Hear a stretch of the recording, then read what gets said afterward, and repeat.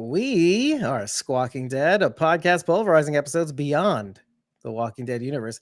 I take the main screen. I'm your host, David Cameo. Starting off on a good foot already. And I'm joined by Bridget, ko-fi.com/Punky Brewster. That's PUNKYBRUISETER. And of course, we invited our special friend, our taller special friend, Thomas O'Mara at Celtic TSO on all the social medias. How are you doing, bud? I'm glad you were able to come on. I didn't get to check my mic. Can you hear me? Yeah. Sounds good. Oh, okay. Yeah, tilt it back a little bit, like or forward, I guess, for you. Yeah, say it. Don't spray it. Check. I think it's using your laptop mic. It doesn't How sound do I like change that? So go to the settings, the gear. This is the stuff we usually do before the show. But Thomas was kind enough to join us last minute. We scheduled this last minute, by the way. We were like, oh, we're going to do this thing. We thought like 8 o'clock, but then we didn't want to interfere with other streams like Relishing the Dead, who's going to be on at 8. And today we're here with you live to react to the 92Y Q&A, The Walking Dead, The Ones Who Live Q&A, conducted by Dalton Ross, featuring Danai Gurira, Andrew Lincoln, and Scott Gimple. And that's what that M stands for. Yeah, that's it. You got it. Hi, Ray. Hi, Ray. Jason. Yeah, Rachel's at work, and Sharon might be joining us as well, by the way. So we just wanted to react and see you guys another night. And Tom and I were there last week live, and I can tell you personally, the energy watching the first episode with everybody in the theater was insane. Frankie Quinones made us laugh, and they were just really, really great moments in the Q&A that you'll see right now, but also during the episode was pretty amazing. Oh, is Tom texting us while I'm finally number one. I got a text from Rachel saying text number 1. Very nice. Very nice. Right, it's payback's a bitch. So Tom, before we get started with the watch, what were your takeaways? I know you were sick, by the way. You were feeling pretty awful. No, I didn't. I actually didn't start feeling sick till after. Oh, okay. And tell them why you got sick. Because I'm stupid. I got there. I had 3 friends, Brandy, and Marcia. 2 came from Texas. 1 came from Washington State, just for a day, just to go to this premiere. And they had never met Andrew Lincoln.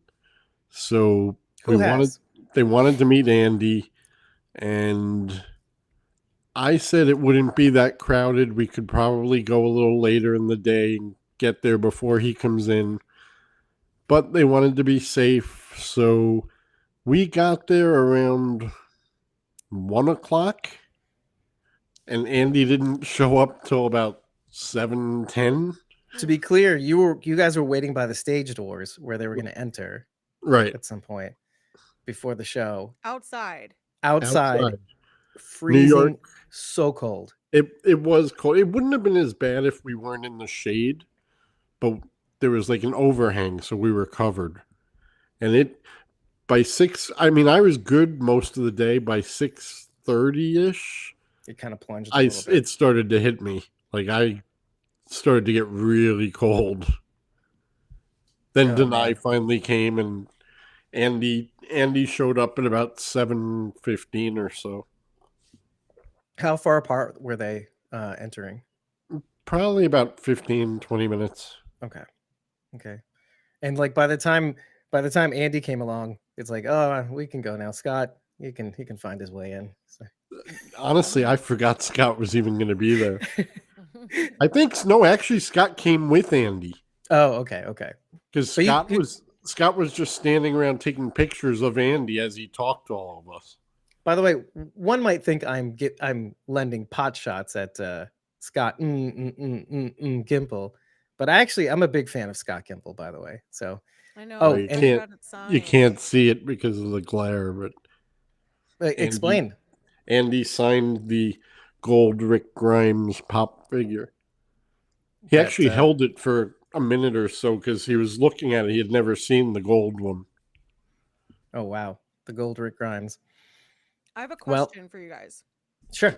Since I was going to fly last minute to go and then was like, this is too expensive. No, it's dumb. I can't do it. I can't do $300 for a ticket to New York. It's ridiculous. Right. Well, imagine what it was from Washington State.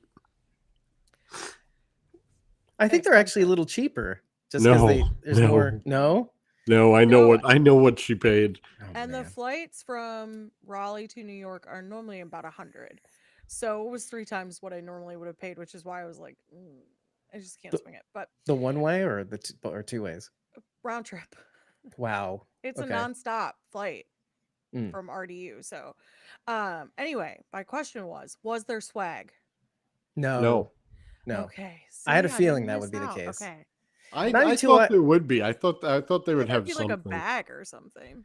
Well, 92Y is more like they host tons of Q&As, like philosophical discussions, culture, Yeah, but I think AMC dropped the ball. They should have had something. I don't know if they had anything at the LA one either. Well, the LA one was the red carpet. That was the main big one. Yeah. Yeah, but I don't know if they gave out anything there. They usually don't at those. Yeah, because that's usually mainly just cast that goes. But I don't know if any of you have seen some of the folks who got some recognition on social media, like folks like Kirsten Acuna, and I think Sarah Beth mentioned this. The people that got sent the package. Yeah, the chocolate. It was actually. The PR? Well, yeah. And even Johnny Five's Alive, by the way, he sent me in a DM before he posted it himself, just for his edits. They were like thanking him for all the years of. Yeah, I sent AMC a message after I saw all those, wondering where and when my chocolate was going to be coming. Yeah, well, be careful what you say because they might actually do it. But yeah, it was basically a box of chocolate that was made out of chocolate, by the way. Oh, and they gave him a little hammer to crack it open. Oh, too. Yeah, I did see the hammer. And inside were more chocolates and other things and stuff and things. They should have given them either a little axe or a little katana. Well, by the way, yeah, Rachel, yes, that's what Jamie Joe got as well. But I think they also got like a free year of AMC Plus, I think, as well, or something sort of like that. Yeah, it was an AMC Plus thing as well. Yeah, as well. Oh, you mean they didn't get sent a $20 gift certificate that you have to use, but only if you spend $300 at the AMC store? It's like a 15% off $50. Bridget, more. You love those, right? $10 off of a purchase of $50 or more. Right. It's a gift card. No. Yeah. That's a coupon. Yeah, that's a fancy coupon. That's a fancy coupon. Says the coupon. Says, tell them to send some to me. I mean, yeah, what a nice Valentine's Day gift. Yeah. Well, you should tell. By the way, you should tell King Ezekiel to send you to himself. He'll be like, yeah, we have a ton of these. Also, I could send you some Teen Titans merch and some stuff from Invincible because he does almost all half the voices on Invincible. By the way, he does a lot of voice acting. Kari Payton. I still have 3 of these. I gave mine away. I have one. I have one now too. Yeah. All right. Well, I think it's time. Do you have any more questions, by the way, from the audience? And Bridget, do you have any questions also for us, having watched it? I mean, I just want to know what the panel. To answer the main question, I think why am I here? It's because they were desperate and they really needed somebody to fill time. We needed more color commentary. And look at the colors. By the way, is everybody seeing this? What's going on over here? I did that specifically for this show. Yeah, it's like a fire. And like I'm in hell and Thomas is in hell. Wait, this way, actually. And Bridget's just in darkness. My old friend. Okay, so I'm going to turn on the screen share so y'all can see stuff. See, look, Rachel's already nice. Bridget, you look lovely. I'm glad you're feeling better. Yeah. I am. I'm finally not sick. I mean, I have a headache. Rachel, what about me? Other than that, I'm good. No, Rachel's going to be like, yeah, you're burning in hell with Dave. Tell you. What would you say? Look beautiful, so she didn't have to tell you. Well, yeah. Oh, she's sending me pictures. Ooh, whoa. Pink hair lady. I can't show that one. Oh, stop it. Sure you can. It's Rachel. Sure you can. All right. Well, here's the screen share, folks. We're gonna start playing this. And we'll pause and we'll take off the screen just to kind of Thomas, you're appease there. the YouTube gods. But here we go. Let me know if you can hear this, by the way. Yeah. Did you hear that? Oh yes. Yeah. Was it okay?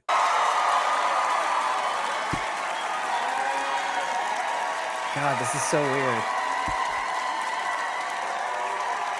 I was sitting over on the left and Thomas was in the center. That's Dave screaming. That little whistle, that's me. Hello, hello, hello.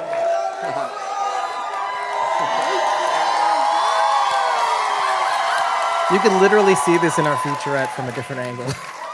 Welcome, everyone, to our conversation with the stars and creators of The Walking Dead, The Ones Who Live, which premieres this Sunday, February 25th on AMC and AMC Plus. And just so you know, like, this is a good reminder as any. Not only are Danai and Andy, the stars of the show, they're executive producers. Danai directed and wrote episode 4 of the series.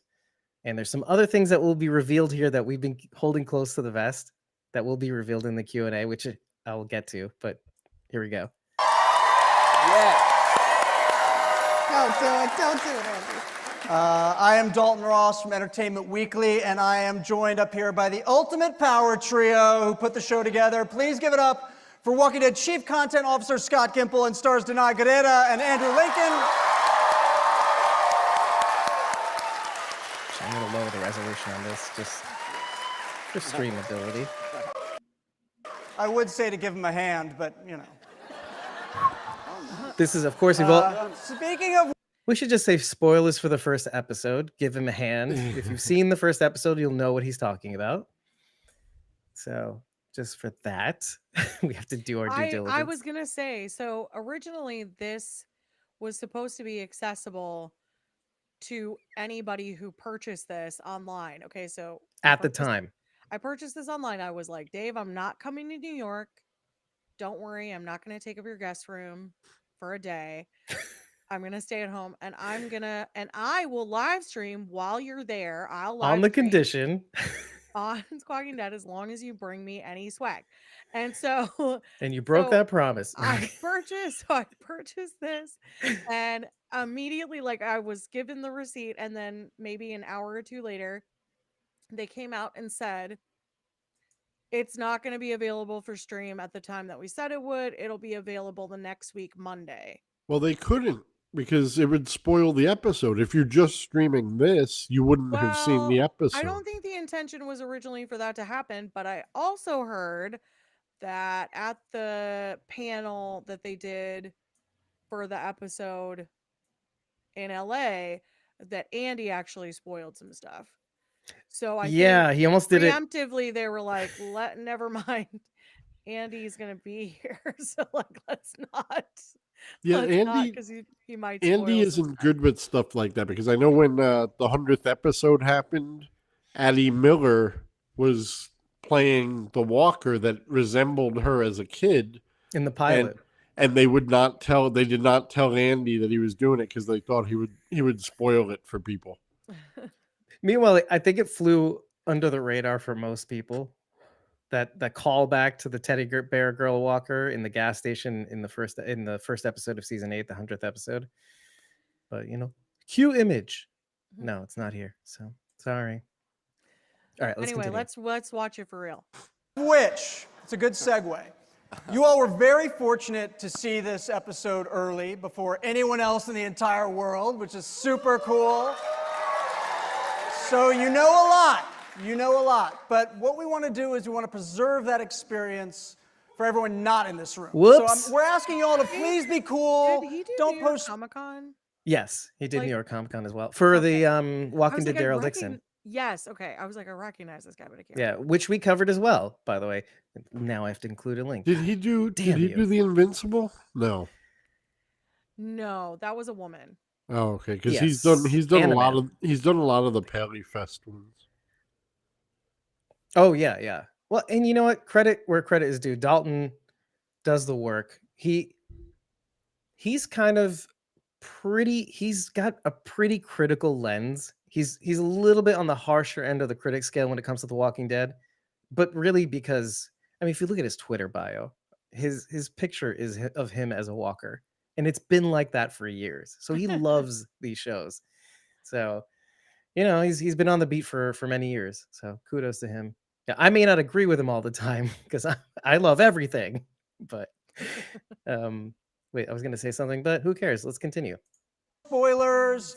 You can tell everyone what you thought of the show, but keep, the details between all of us in this room. All right?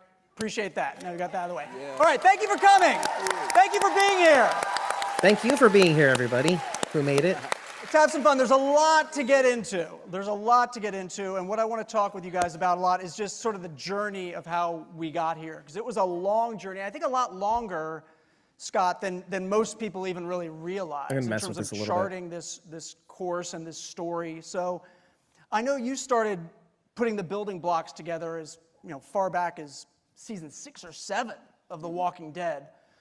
So how much of what we just saw here is similar to what you started working on then?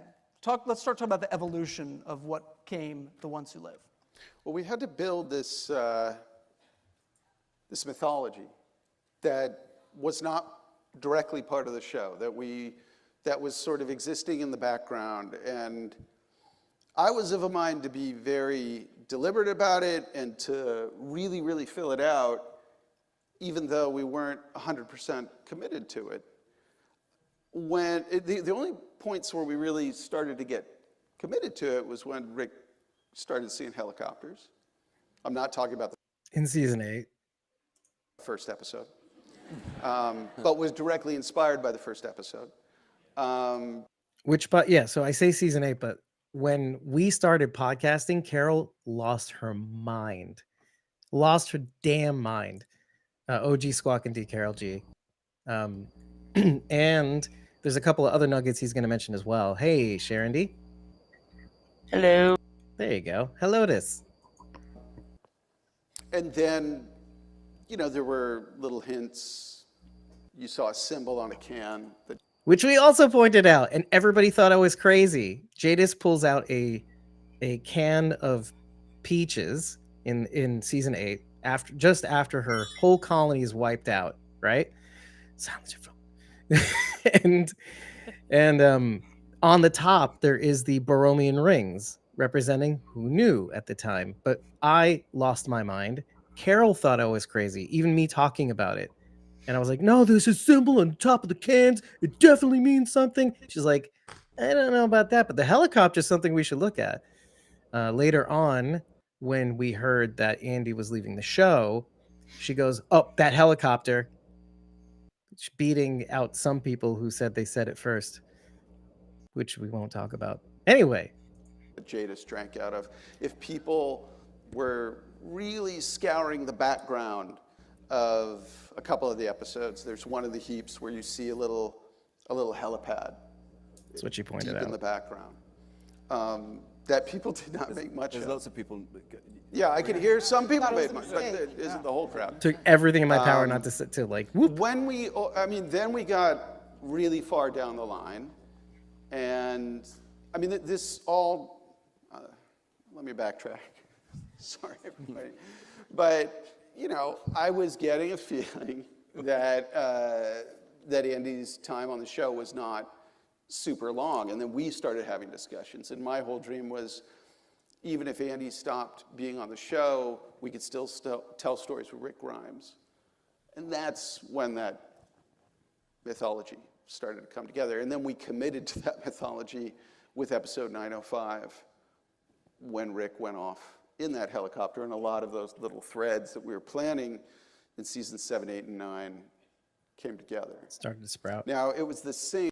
Now, I just want to ask before we continue, because we've seen the CRM on Fear, on World Beyond, etc., and of course the tiny bit of it that we've gotten on The Walking Dead.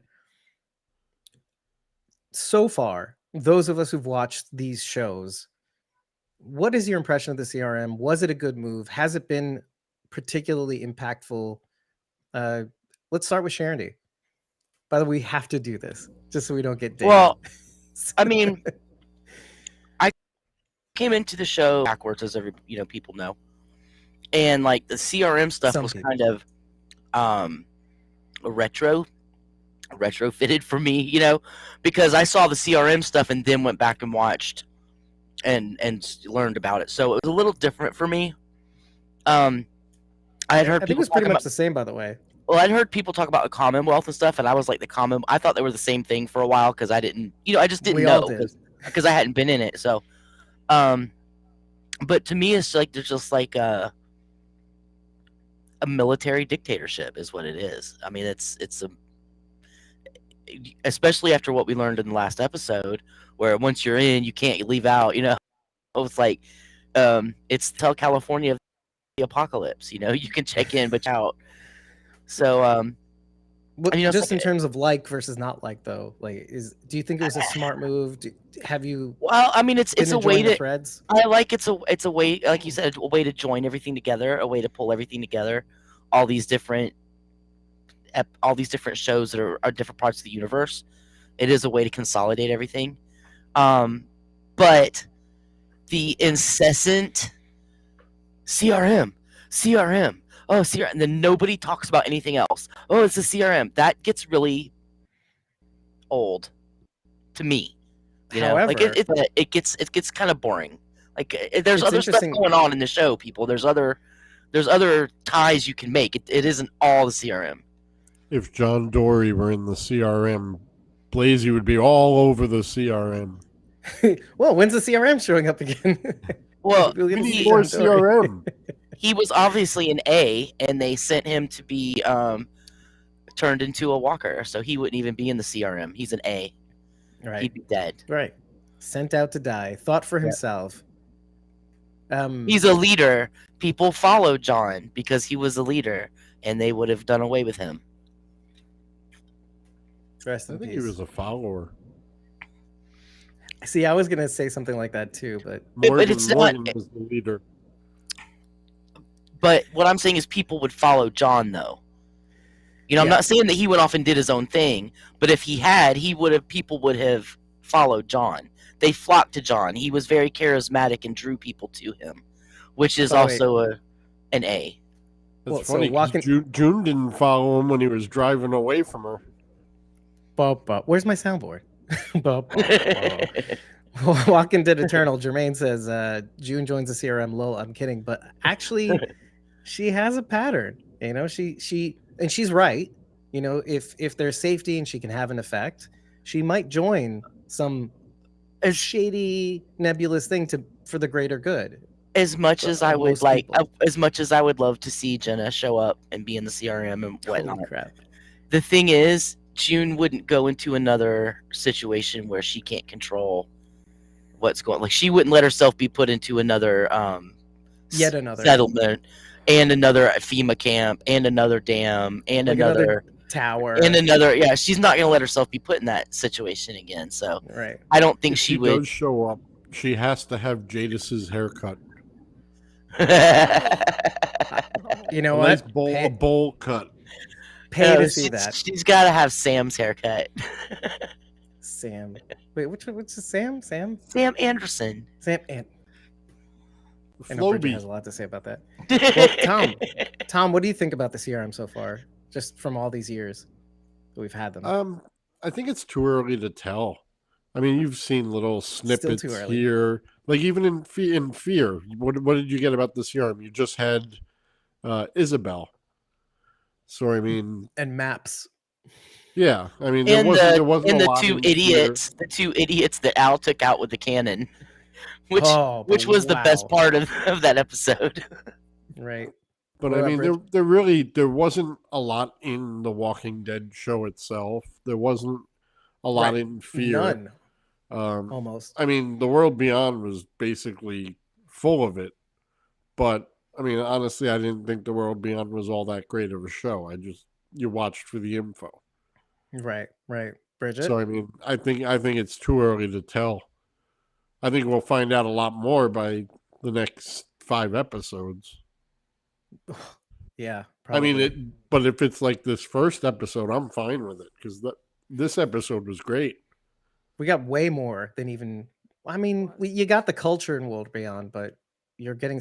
We're inside the walls for the most part, which we only got to Well, see in the last episode. in World Beyond, World we've been an outpost for the most part. Yeah, The CRM was an outpost. We did see the little was wherever in Philadelphia, I guess we know now, but we and did in get the post. Right, we did get that little bit, but the majority of the World Beyond was either being traveling or in an outpost of the CRM. So we didn't get the real CRM. We got what they were seeing.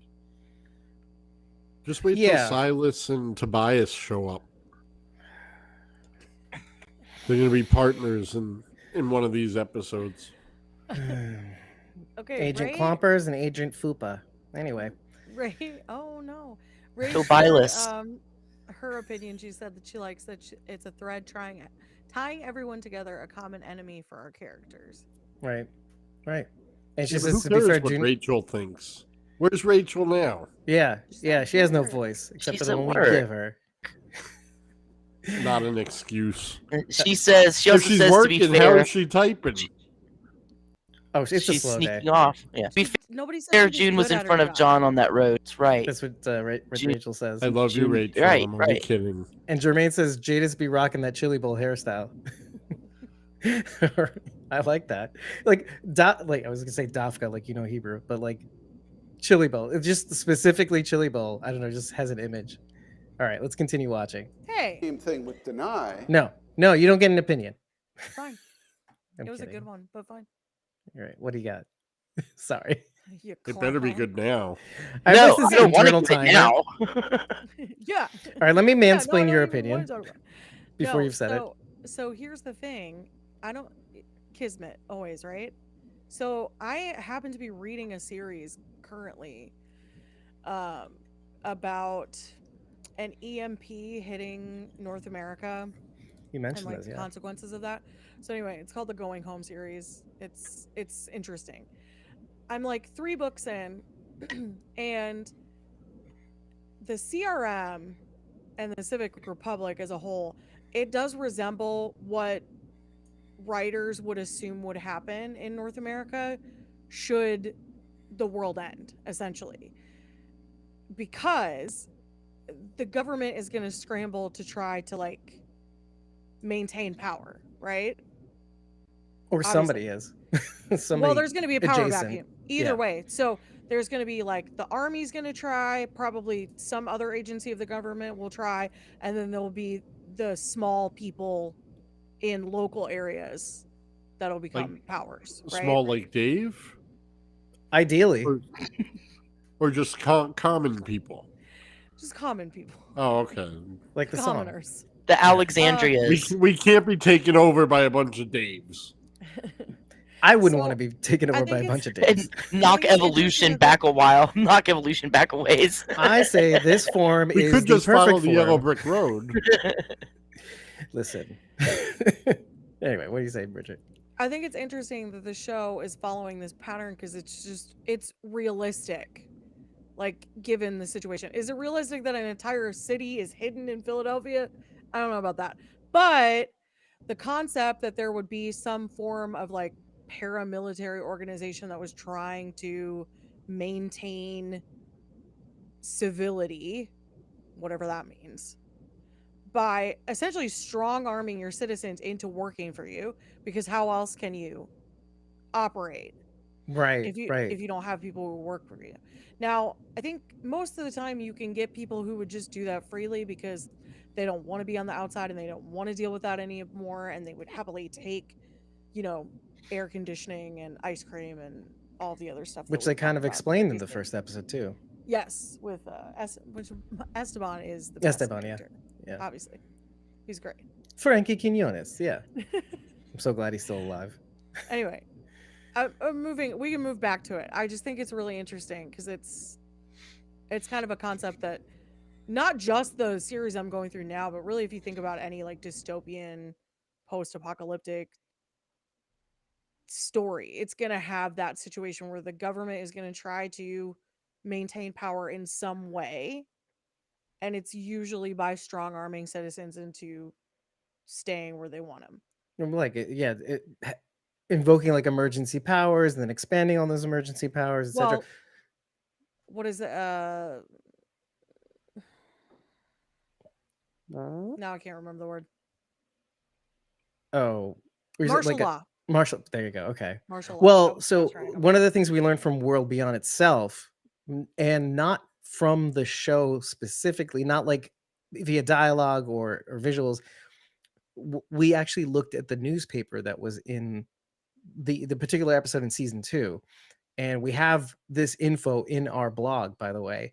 One of the things we learned is that the Civic Republic, they draft this, and to credit to the Civic Republic, they draft this charter that the Civic Republic military would take over the government for a period of 10 years. That 10 years is up, or has been up, at least by the time. Yeah, that's right. I forgot about that. Yeah. And the whole situation was that, it's time for Major General Beale to step down from the government and to transition the government from the Civic Republic military over to the Civic Republic. But by the end of World Beyond, you get the feeling that it seems like he's about to step down, but all of a sudden, because of a terror attack in the north, it seems like he's staying in power. He's like invoking some emergency powers. Something to keep in mind. Like, this is why World Beyond is not important to watch, but it's fun to get that information as a backdrop for the series, because you're dealing with this now. And maybe what Okafor talks about in the first episode with respect to changing the Civic Republic, maybe Okafor saw that he wasn't about to step down and said, maybe we have to reform in some way the CR. These are tangents for tomorrow. Exactly. But I just want to say I disagree. I think you have to watch World Beyond. Anyway, Heather, time is a flat circle, because that's the dumbest thing. Hi, Heather. But we're gonna say it. Just like the flat Earth, right? It's from True Detective. Hi, Heather. As far as the way that she left the show, and Danai. Even those plans, I was working with Angela to sort of steer that in the direction of just the very manner in which she left. So it was many years. And then after that, the sort of sequencing of those stories got changed by the medium of television changing, the medium of films changing, and the pandemic. By the way, if you need me to pause. So yeah, it was 6-7 years of thinking. And so, Andy, for you, I mean, I've been there. I've watched you work on set. It's intense, and I asked the question, like, the question I was asking was, why come back? Because you've been through a lot. Not just this character. You, as an actor, have gone through a lot, playing Rick Grimes for a long time. What made you want to come back for more? Well, I mean, there were lots of reasons, but I kept bumping into people on the street and going, "When are you coming back?" That's why.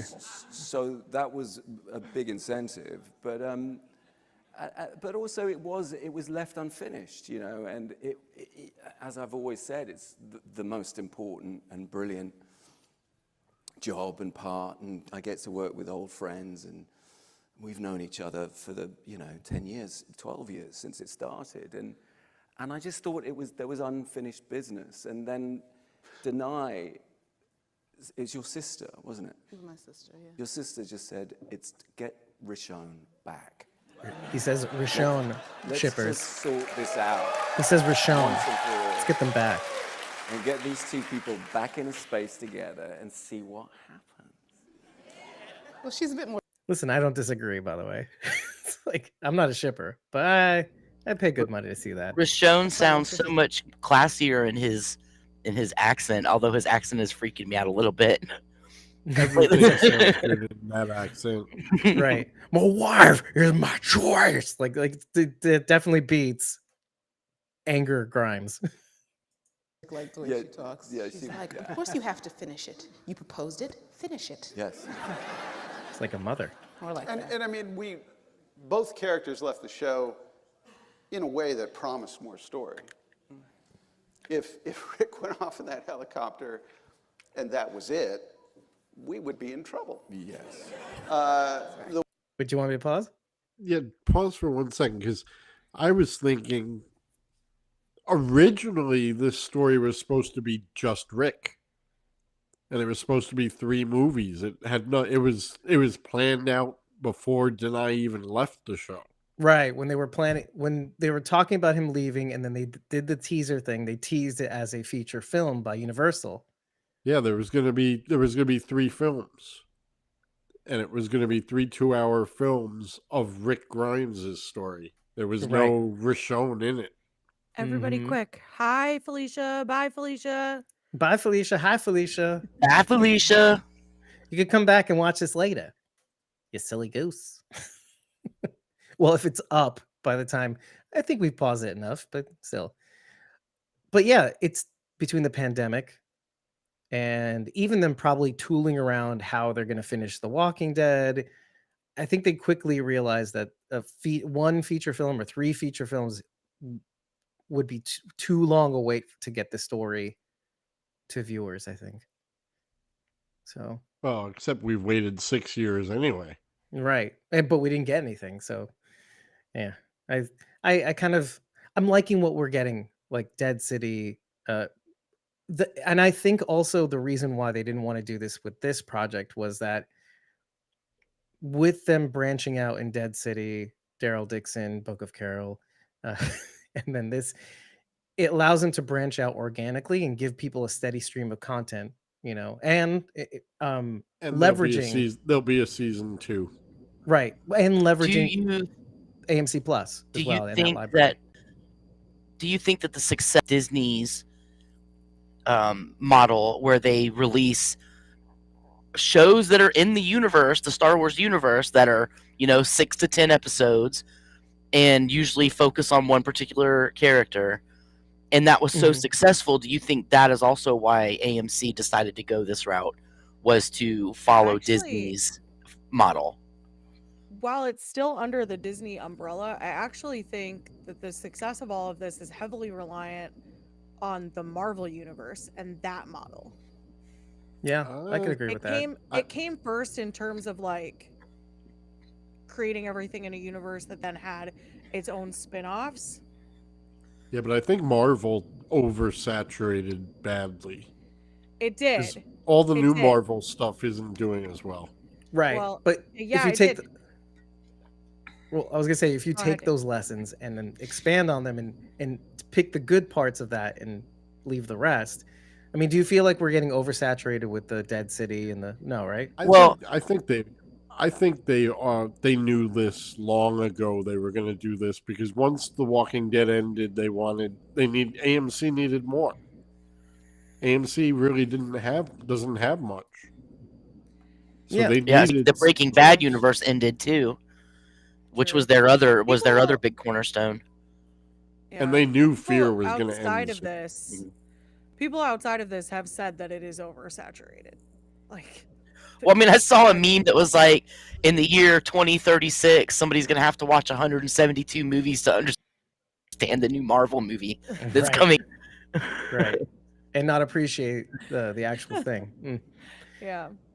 But well, I think to your point, Charity, I agree. I think Disney had a really great model with both franchises and was able to, I think AMC can kind of model themselves after that. But it also, because it laid the groundwork before everybody else, nobody has to follow exactly what they've done.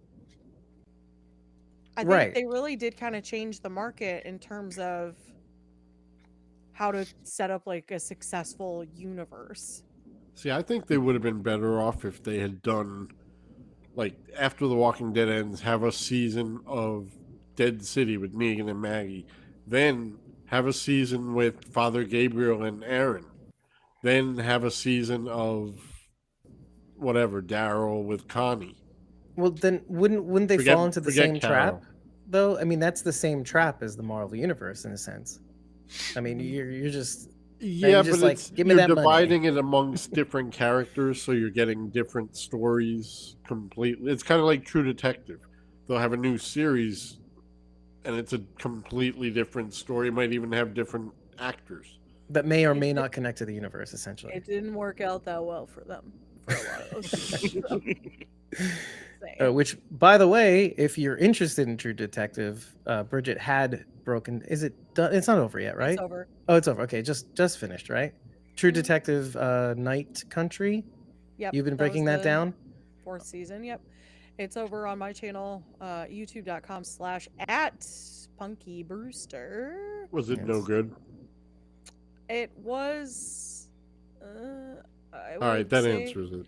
it was okay. It was okay. It's underwhelming. Can you ever top Matthew McConaughey and Woody Harrelson? Right. No, never, never, never. And never. I didn't even bother to watch the other ones because there's no way you're going to beat that pairing. So Yeah, but I mean, I've heard Madison some and good Morgan. reviews. Madison and Morgan. Madison and Morgan would beat that for you, Sharon. In Heather, Nuclear Heather Country. liked it. Yeah, Heather liked it. Um, I didn't hate it. I liked it, but it's I've been talking a lot about how like it wasn't a show that grabbed me so much that I couldn't stop thinking about it like Walking Dead did or like Silo did. Oh yeah, Silo for like sure. drove me insane. I like had to watch the next episode. We gotta You break didn't that like down. Silo? No, I loved Silo. Oh. I'm just Oh, saying insane. like there's a difference between like a show that I cannot get out of my head that I have to see the next episode of and me just feeling like this was good but I'll never watch it again. And Big that's mistake. what Country was. All right. Well, but I was gonna circling say, back to the walking. going back to the talk about the model, the show model. That's where I was going. Okay. Even Mikey, and when we talked to him, said that Satrazemus. the long form show is dead. That people aren't going to do that anymore. Maybe network, like the big ensemble show. You mean? right? But well, I'm talking about the long form show where you have 20 episodes a season. Oh, gotcha. TV is going more towards the streaming model, which is 6 to 10 episodes a season. Right. You know, And higher production quality, but shorter seasons is where we're going. And tighter character. Well, yeah. I mean, with more room to explore character, I think. Which yeah, it's good and bad, right, Tom? It's six episodes is too short for a season. Well, I think unless they're 2-hour episodes. I think 10 is really the sweet spot. Like. Right, Game of Thrones. Because Game of Thrones really did 10. Well. Yeah, Game of Thrones did 10 until the last few seasons, and it was enough that it kept you watching. And by the time you didn't have to wait as long for it to come back around again. You know what I mean? Right, but we all know that I think this is a Walking Dead formula. All those series start out with 6 episodes. Fear, True. TWD, not necessarily World Beyond, but they knew that was going to be a limited series, Mm-hmm. And it was better that Fear ended with 12. I think we all disagree because then we would have had Sarah Rabinowitz. So otherwise, which we found out. But you know what? Let's continue. The way that Michonne leaves the show, I mean, I'll just say the reason that we cast the actors that we did, that Michonne interacts with, they were on the screen for like 20 seconds, and they're both fantastic actors. Her pet walkers? There was, we wanted to tell more story, and we were committed to. I mean, there was no way. Were they talking about the pet walkers or the YouTuber and fulfilling? Oh, you mean Brita Wool and King Badge? So you were trapped, is what I'm saying. Choiceless. Were there ever discussions way back, and Andy, you started thinking like, all right, I need to take a break, or I need to sort of get back to my family, which I know was a huge consideration for you. I love that he asked this. Were there ever any discussions about Rick not making out of The Walking Dead alive? I don't remember, actually, but Oh yeah, there's like a heckler in the audience. Was that you, Tom? No, that was not me. He yells out. I don't know if you can hear it. He says it. Typical. Yeah. I don't remember. Typical Andy. Andy never remembers anything. I don't blame him, but I remember at the time he was. But he also doesn't watch. Yeah, he doesn't watch it. Which we'll get to in this Q&A. But yeah, he never remembers. He never watches the show. But it's just it's typical. It is typical him. He'll I remember when they were talking about it at the time, he was very interested in leaving the show. Didn't matter how. So Oh, And he'll Rachel talk. It says, was Norman. Rachel says, no, this is obviously a New Yorker. He's just Tampa. He's like a New York accent too. He'll talk for 5 minutes, and then he'll turn to the guy that asked him the question and be like, I don't know, what was the question? Exactly. You're like, he'll dance around it. And be Every like, interview I've seen him do, I think he's done that. okay. Oh, by the way, Heather wanted to thank you, Thomas, for sharing Yeah, I HBO Oh with see. me. yeah. Government, now you know where to go. But I think... See, that's a New York crowd. Yeah, here we go. I don't remember, but I know that we did. I remember being at the prison and you getting a sort of exit strategy. You know, probably in season, when was that, 4 or 5? An exit was 4. strategy. 4. 3, 4. And just said, and I said, I think 8. 8 sound. If people still watch it, 8. 8 sounds like a good number. And then I remember coming to Comic-Con. Many of you may have been there. Yeah. Not New York, the other one. Whoa. Kudos. Kudos. Much too early. But I remember going to Comic-Con and being with everybody, and there was a point at which I just thought, actually, I can't leave yet. I just miss it, and I don't think I was ready. And we spoke, and Normski and all the crew just, it just didn't feel right. And so we did 9. And then I came home, and because we were able to front load it, I was able to run it by and sign it off with my wife and my children. Now my children don't care that I'm... my daughter said to me, she's 16, and she just went, Papa, I love you, don't get canceled. Future go TV away. exec sounds like. Yeah. But yes, what was the question? There you go. Danai, what was it like on the Walking Dead set once Andy wasn't there anymore? He was the heart of that show. He was Rick Grimes. Oh, it was fine. We were fine. Blessed relief. He was an idiot. I was like, now I get to no. I'm kidding.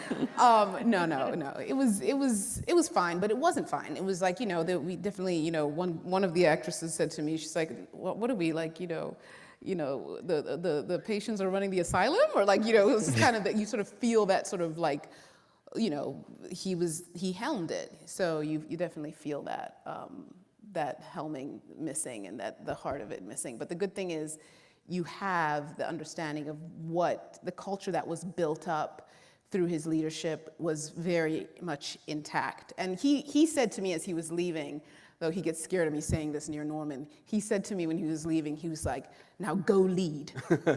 And I was like, well, what? No, I didn't sign up for that. And then the line producer said it to me as well. He was like, I'm looking to you now. And I'm like, what? No, come back, please. So, because he just helmed that, so it seemed just who he was and effortless. And so, but the truth is, you did know what the culture was to uphold. You knew, the love of the cast and the crew, and that, and really be retaining that familial respect and love, because then retaining that feeling that we love to come do this every day. And that's something that he had built up so beautifully. So, and it was just such an egoless zone. We come in there, everybody gets in it, and everyone respects everyone's job equally. And so that was the great thing, the testament to his leaving was that was never lost. It was retained. Yeah. And how do you... So one thing, when we did the panel with Beast Mode and Y, and the actor who plays Cal, I forget his name, James Chen, he mentioned the same thing. Andy basically set the tone. He welcomed everybody on set, and kind of gave everybody the room to kind of do their thing, but like just definitely set. He was like the general on set. He basically was Rick Grimes and stuff like that. So that's kind of what they're referring to, but also leading the charge on making everybody feel welcome and giving deference to cast and crew and credit, and making basically maybe setting the stage for TWD family. So I think it's a very, very important part of the show. So even say further than that the culture of The Walking Dead that Andy was so critical a part of, because so many people on that show worked on all the other shows, that culture spread to all the other shows we did. And that kind of respect, and it started with this dude. And I would say the end of The Walking Dead, the coda that we made that was Rick and Michonne is definitely a message just about The Walking Dead show itself, about how the contributions of the people on the show affected people that they didn't even wind up meeting on all these other shows and through all these other people. True story. So thank you. The crew are a huge part of it because it's rare that you get 200 people working all the way through 9, 10 seasons, isn't it?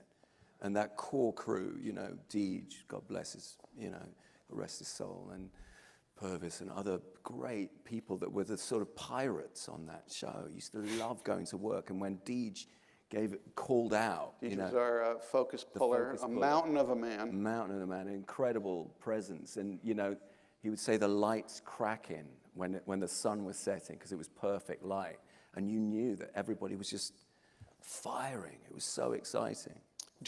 We were shooting the episode Clear with both of these. Written by Scott. Oh, this is a real Walking Dead fan crowd. Yeah. I like this. When he said this last week in LA, when we were at the TCAs, the Critics Association, Yeah. I was like, oh, they don't know what Clear is. Season 3, episode 12. And this is an episode of the show. No, in their defense, they've been locked in a room. It was like a social experiment for 2 weeks.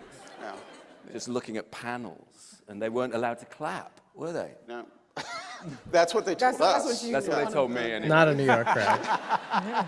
Okay, we're so far away from the story, but I'm still going to fulfill it. But we're shooting that episode. It was a hard day.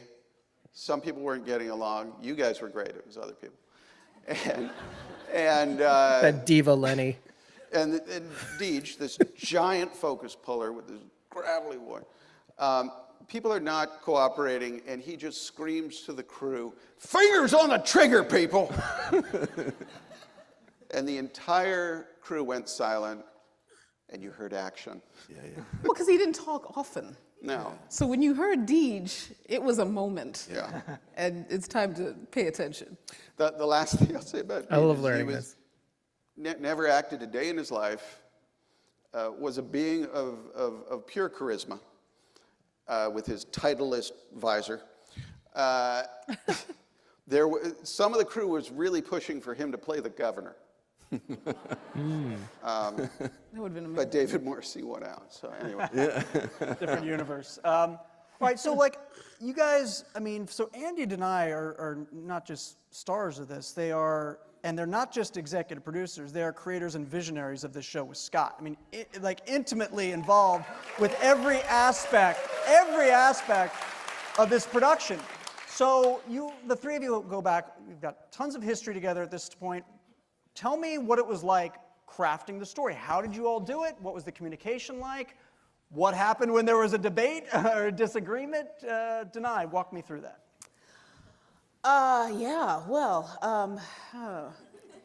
Well, it all began, So when we were we'd meet up in like hotel conference rooms when we were all in the same city, and we just start to craft. And it actually, we were pretty clear on it. There was a lot of, as he was saying, there's a lot that he'd already built up of the CRM and of that mythology and those aspects. So, and there was a lot of things that, the idea of what had happened to Rick was already stirring between Andy and Gimple, and then when there was a different form it was going to take, and then we came into this form of 6 episodes, and then I got more involved, and so there was a lot that we already had banked, but then it was okay. Now how do we arc 6 episodes? What is the story? And I think the thing that was interesting for me was, I don't know if it was because I was the only girl in this trio or what, but I had to pinpoint constantly to my compadres here that it was a love story.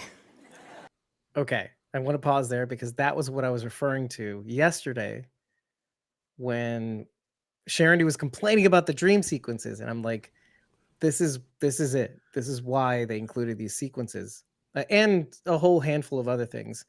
They wanted the emphasis of the story to be the love story. Well, you know, he because doesn't there's all have motivation otherwise. Like, Well, I mean, what's but his just motivation?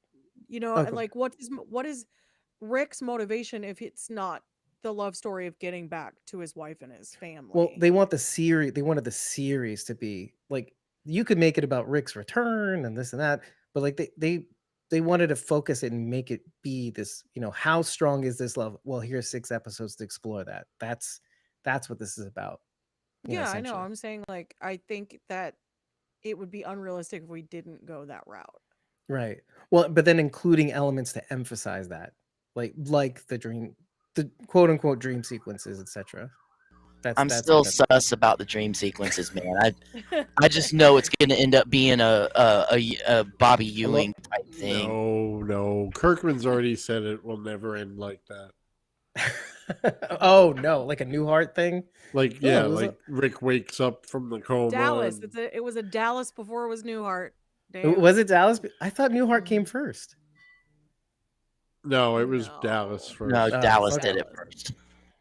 Dallas didn't. Simpsons did it. Dallas did it. all this stuff, it's like action and rageful, love. blah blah. That's what happened. So she it was can't kind of say. like possibly I've watched more love stories than them in my life, possibly, and so it's just that thing about how. Tell us the homework. Oh God, you guys are the ones who put that out there. I don't know why, but yes, there was this aspect of how to through line, what makes the story important to tell is the epic love.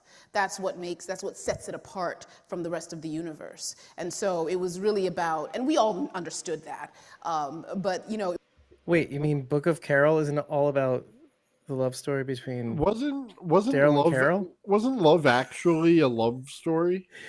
You could feel that it's like on the tip of the tongue. Like it's like, guys, I was in Love Actually, guys. Hello, here's the homework. I'm gonna just run and grab some more medicine because my headache will not go away. But yeah, I'm feeling that too. Sorry, that's probably me. No, we can pause. You're Everybody, you're not the first woman to say that about me. So. Your mere presence. Headaches. That's all they get. They get headaches after headaches. guys. All right. Do you want? Okay. Well, there we go. Oh, I'm still here. She's back. Okay. Do you want to continue playing? Yeah, you guys can go without me because I paid She's for this. bored. I can watch whenever the hell I want. Okay. All right. Here we go. it was really about how do we make sure that's a part of every single scene, every single motive, every single action going on throughout 6 episodes. The homework he has mentioned. Spill. Whoa. Okay. I'm looking for a specific reaction that I had, by the way. I laughed very loudly and uncomfortably at one thing she says that is definitely audible. And I'm trying to remember where that moment is. Oh, and we're going to hear you? Yeah. And nobody else laughed as loudly as I did. It was like, ah! like that. And nobody else was laughing as hard as I was, like at all. It was like deathly quiet. Were you standing on top of the chair at this point, or did you just wait till the end? I was no, that was at the end. But I was shrinking in my seat after I did that. I needed a visual aid, so to speak, to help my Thinking peers. about the same thing. Yeah, now I'm getting worried. Yeah, I get a whiteboard. Okay. It was Bridgerton. Okay. So not those scenes. It's a pretty good series, by the way. Talky scenes. But like, there were a few. No, I did not send those. I had to send them like some scenes where you could see. What I liked about Bridgerton was nothing to do with our world, nothing at all. But what I like about it is that it accomplishes what it proposes in the sense that it is very much a love story where characters are often not necessarily working towards their goals, but it's very clear what they want and that the love is going to win. So I just wanted to just soften the hardness between the ears here and just get them a little into the idea of what love, like how that was done well. So I just sent them a couple scenes. That's all I did. There was no way these two were gonna watch the whole episode. Not a chance. And I sent the Love Actually scene back. That was not a love example we wanted in our show. He's a bit of a stalker, I grant Yeah. you. All right. Well, I just want to emphasize here that I love this though, because she's saying mechanically what they're trying to emulate for the ones who live is basically the heart of the story is the love story, but not everybody's working adequately towards that goal. So we're gonna see that in the series. So I it's a good thing to drop a pin in. Okay. So that was just one thing we did, but it was a lot of debating and and a lot of agreeing. I think we agreed more than we debated. Yeah. And then it was really about that whole process of we debated. Well, I won't talk about that, but we agreed about a lot of things, and then if we debated Things we can't what talk. did happen? We can't talk about. I think there was a lot of momentum to what we were doing, and I think we were getting excited. Like, it was really building itself really well. I think we debated stuff and just figured it out. I don't know. I don't remember. I think we debated more in production sometimes. Yeah, we did. That's fun. I think lunch was always difficult.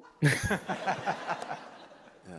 I was in that's charge true. of craft service, so. Yeah. That's true. That's true. The shoestring I remember, budget. I will say, we laughed a lot. Yeah, it was And great. it was, we would get into some runs of just joking around that would last too long, and we'd have to bring it back. But Welcome back, Bridget. It's a family thing though, because I think we're very close friends. I think it was fun. It was something, you wanted to go do with, because it was like, these are my friends and we're getting to create something together. And I think that was something that at that point, it's a really awesome arc to have taken, to have started off, when I came in season 3 and I was just trying to, meet the expectations of this massive character on the page, and deliver for a show that had been so beautifully built by such blood, sweat, and tears from these guys.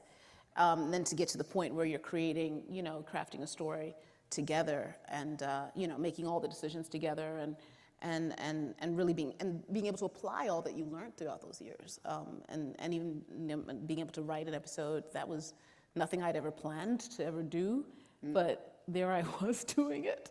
So it's been quite an arc. Yeah, Danai writes episode 4,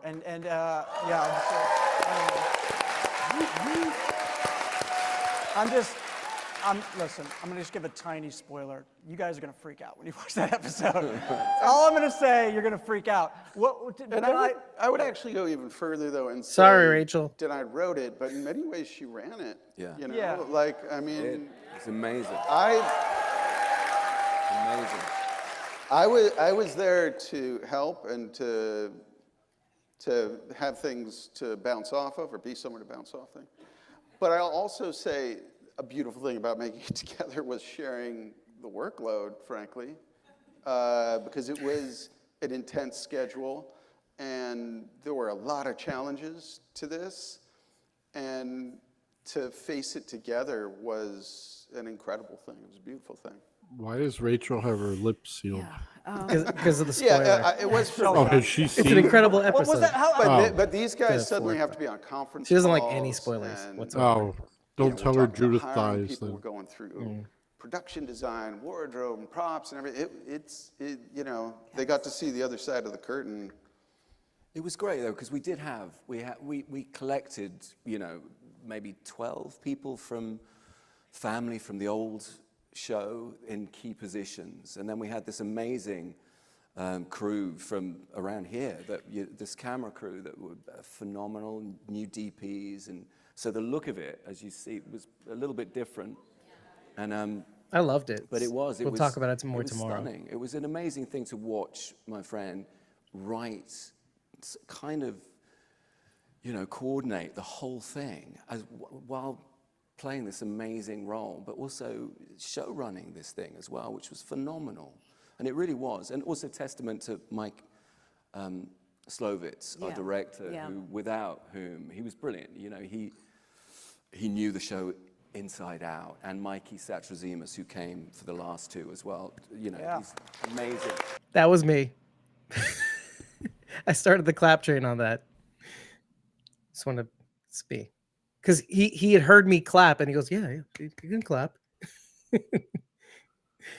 Mikey. Wow, Andy talked to you. Yeah, by way of his hands. He used his hands to communicate with me. Just me. Just all of us. Amazing, guys. I mean, it was funny because he basically said she's show running this, so everyone had to came to me for everything, and which was great because I wanted to. I was like, yeah, come to me. But then this one day, me and Denise were arguing about something about my costume, and she's like, oh, but Gimple's gonna think da da da da da da, and I'm thinking, no, we're arguing, and then I said, oh, wait. Who's the showrunner of this episode again? And she was like, Wow. Yeah. Wow, she turned Denise Huth. She turned her. she had to go sit down. Love Denise Huth, by the way. That's my girl. But yeah, and then there was, it was a stepping in and out of things a lot. But I don't know. It was actually a really awesome experience. It was extremely intense. Doing a tone meeting at 9 a.m. I have to be up at 3 a.m. for a job, and wow. To act in a whole other episode. It was very, very intense. But I did love it. I remember where there was like a dead person, as there are many in our show. Is a dead person, as there are many. In the corner, and I was like, It wasn't dead enough. she didn't look dead enough. She wasn't dead And enough. so I had to jump out of character. I was like, where's special effects makeup? I was like, she needs to look 3 weeks dead. She looks 3 days dead. And then jump back into the show. But yeah, no, it was really cool. And very,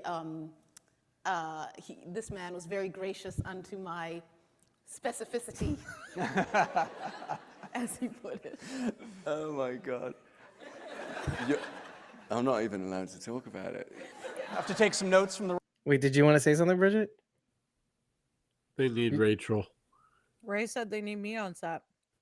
They do. That's exactly what I thought when they said that. Get Rachel. Get was it Looks That Kill Me? Because on Instagram, go Looks That Kill Me. Follow Rachel's face making journey and other things. Writer on that episode? It was a very much a sort of lost in translation across the Atlantic. A couple of notes from my showrunner that were more. You took the notes. I took the notes very, very well. I like to think. You did. Thank you. Well, Thanks very you much. mentioned something, Andy, that I think is worth exploring a little bit. How you talked about how there's a little bit of a different feel to this show. And I'm sure you guys must have had discussions about this, because how do you keep the DNA of a franchise that people love while also making it still feel fresh and a little bit different and having it evolve somewhat? So Scott, I'll let you lead sort of You do that off in terms of what was the sort of the balance in terms of. You do what they did in the first episode. You gave them, what is it, Sharon? You gave them fan service. Lots of dream sequences. We need more. We need those in every episode. I swear, if they open up a shower and Bobby Ewing is there, I'm done. Unless it's a zombie Bobby Ewing, and then I'll be like, It was okay, all a dream. I get it. There's a humor in it. Making it feel familiar, but not too familiar.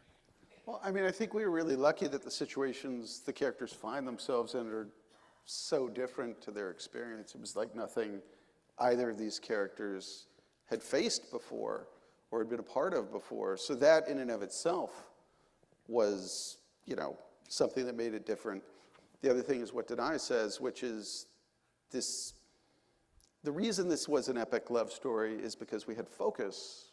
We were focused on these two characters and almost the character that their love is, that they are together. And that's the thing. I mean, in Walking Dead, the original series, I felt like we were telling a lot of different stories at the same time because I wanted all of those characters, and we had a lot of them, to have an arc every season, a meaningful arc, and hopefully they interwove. But we would rarely have we would never have 6 episodes straight on of the same two characters. Yeah. So, which, by the way, was the hamstring of season 8. right? I mean, a lot of the flack Scott took for that season was because too many characters to focus on. It's the Game of Thrones conundrum. Too many characters to focus on. You feel like you're not getting all, everybody's stories at the same time. You feel like, oh, this person deserves more. Character stories were lost. Like Yeah, but Jesus there was also a lot of really bad storylines in season 8. well, it's like which baby do you sacrifice, right? And so you can argue that they sacrificed the wrong children, because each storyline, each narrative is I'll give you one little side note. A friend of mine was at this premiere, and he came up to me afterwards, and his name is Floss. He's friends with like Michael James Shaw and Chad Coleman and stuff. And he came up to me and he's like, he's been bitching to me about Fear the whole God. this whole last season. He would send me messages, what are they doing, what are they doing, what are they doing? So he comes up to me after this and he's like, yo, I just went up to Scott Gimple, and Scott Gimple kind of knows him a little bit. So he says to me, I said, yo, Scott, you fucked up. and he said, Scott looked at him and said, Fear? And he just nodded his head.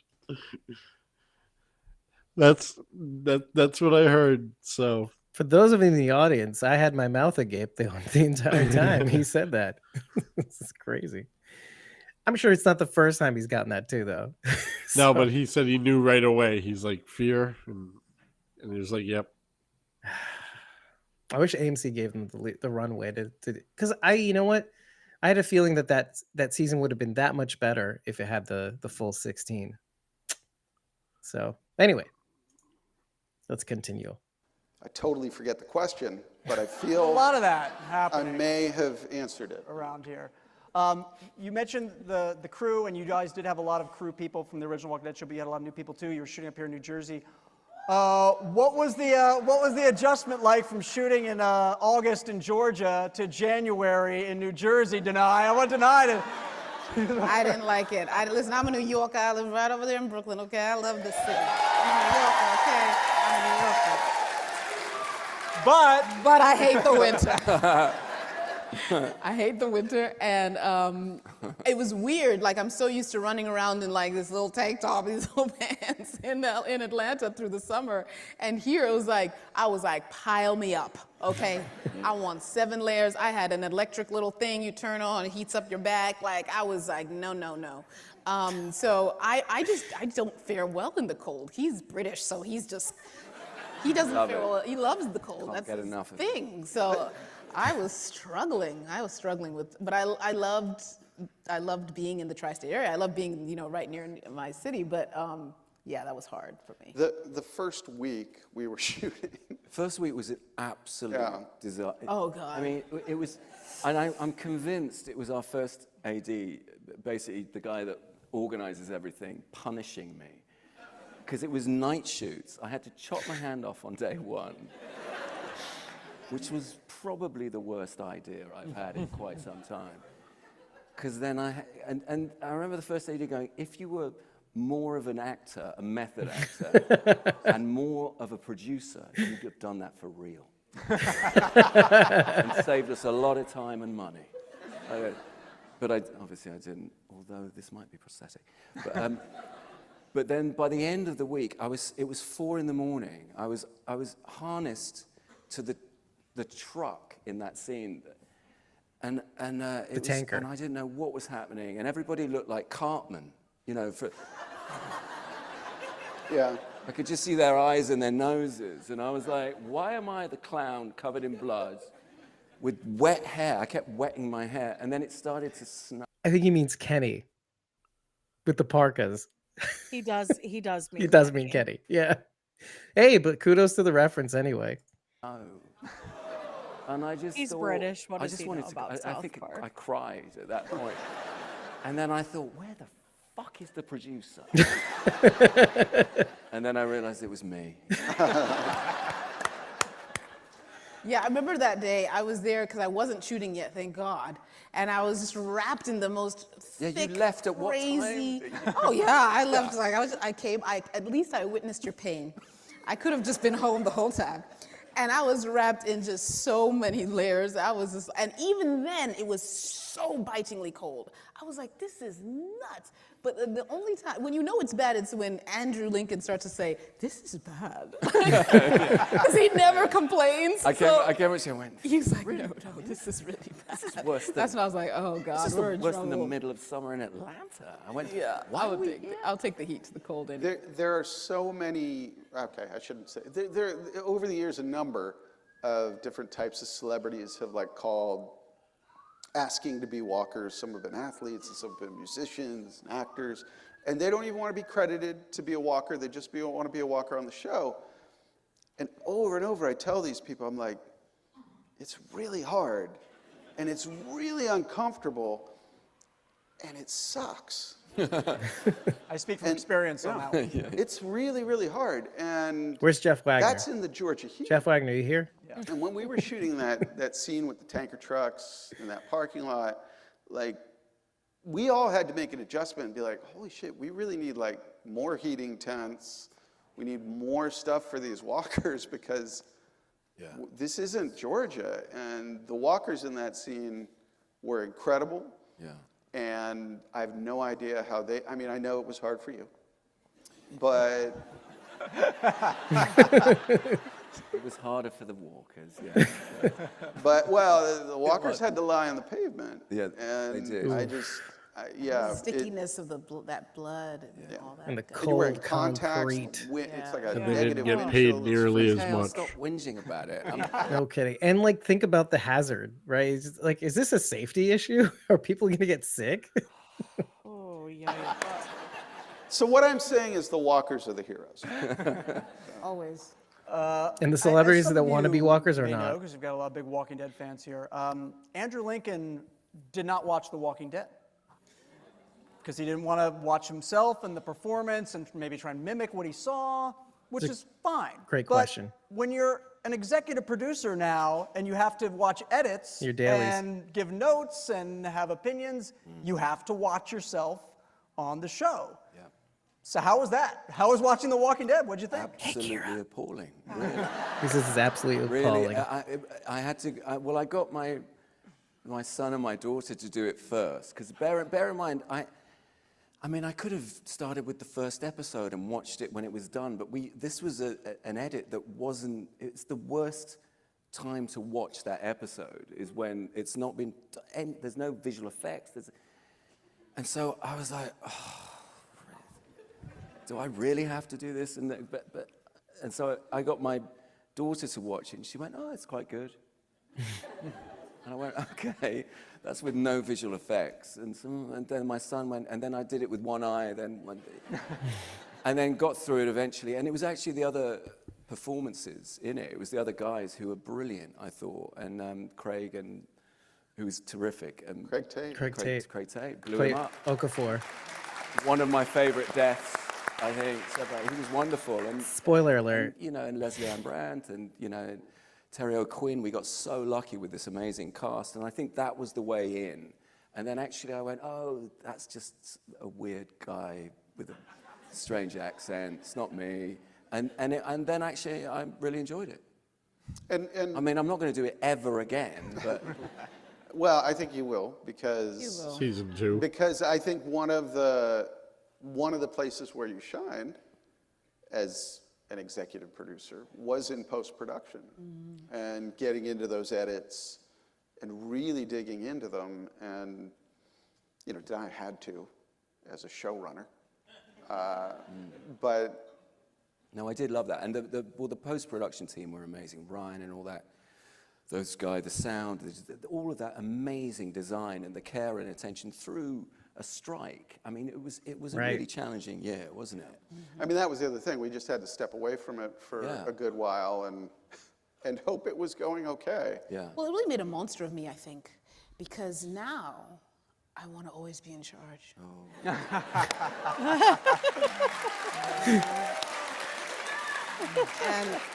And I see what a difference it makes, because the edit of episode 4 is my edit.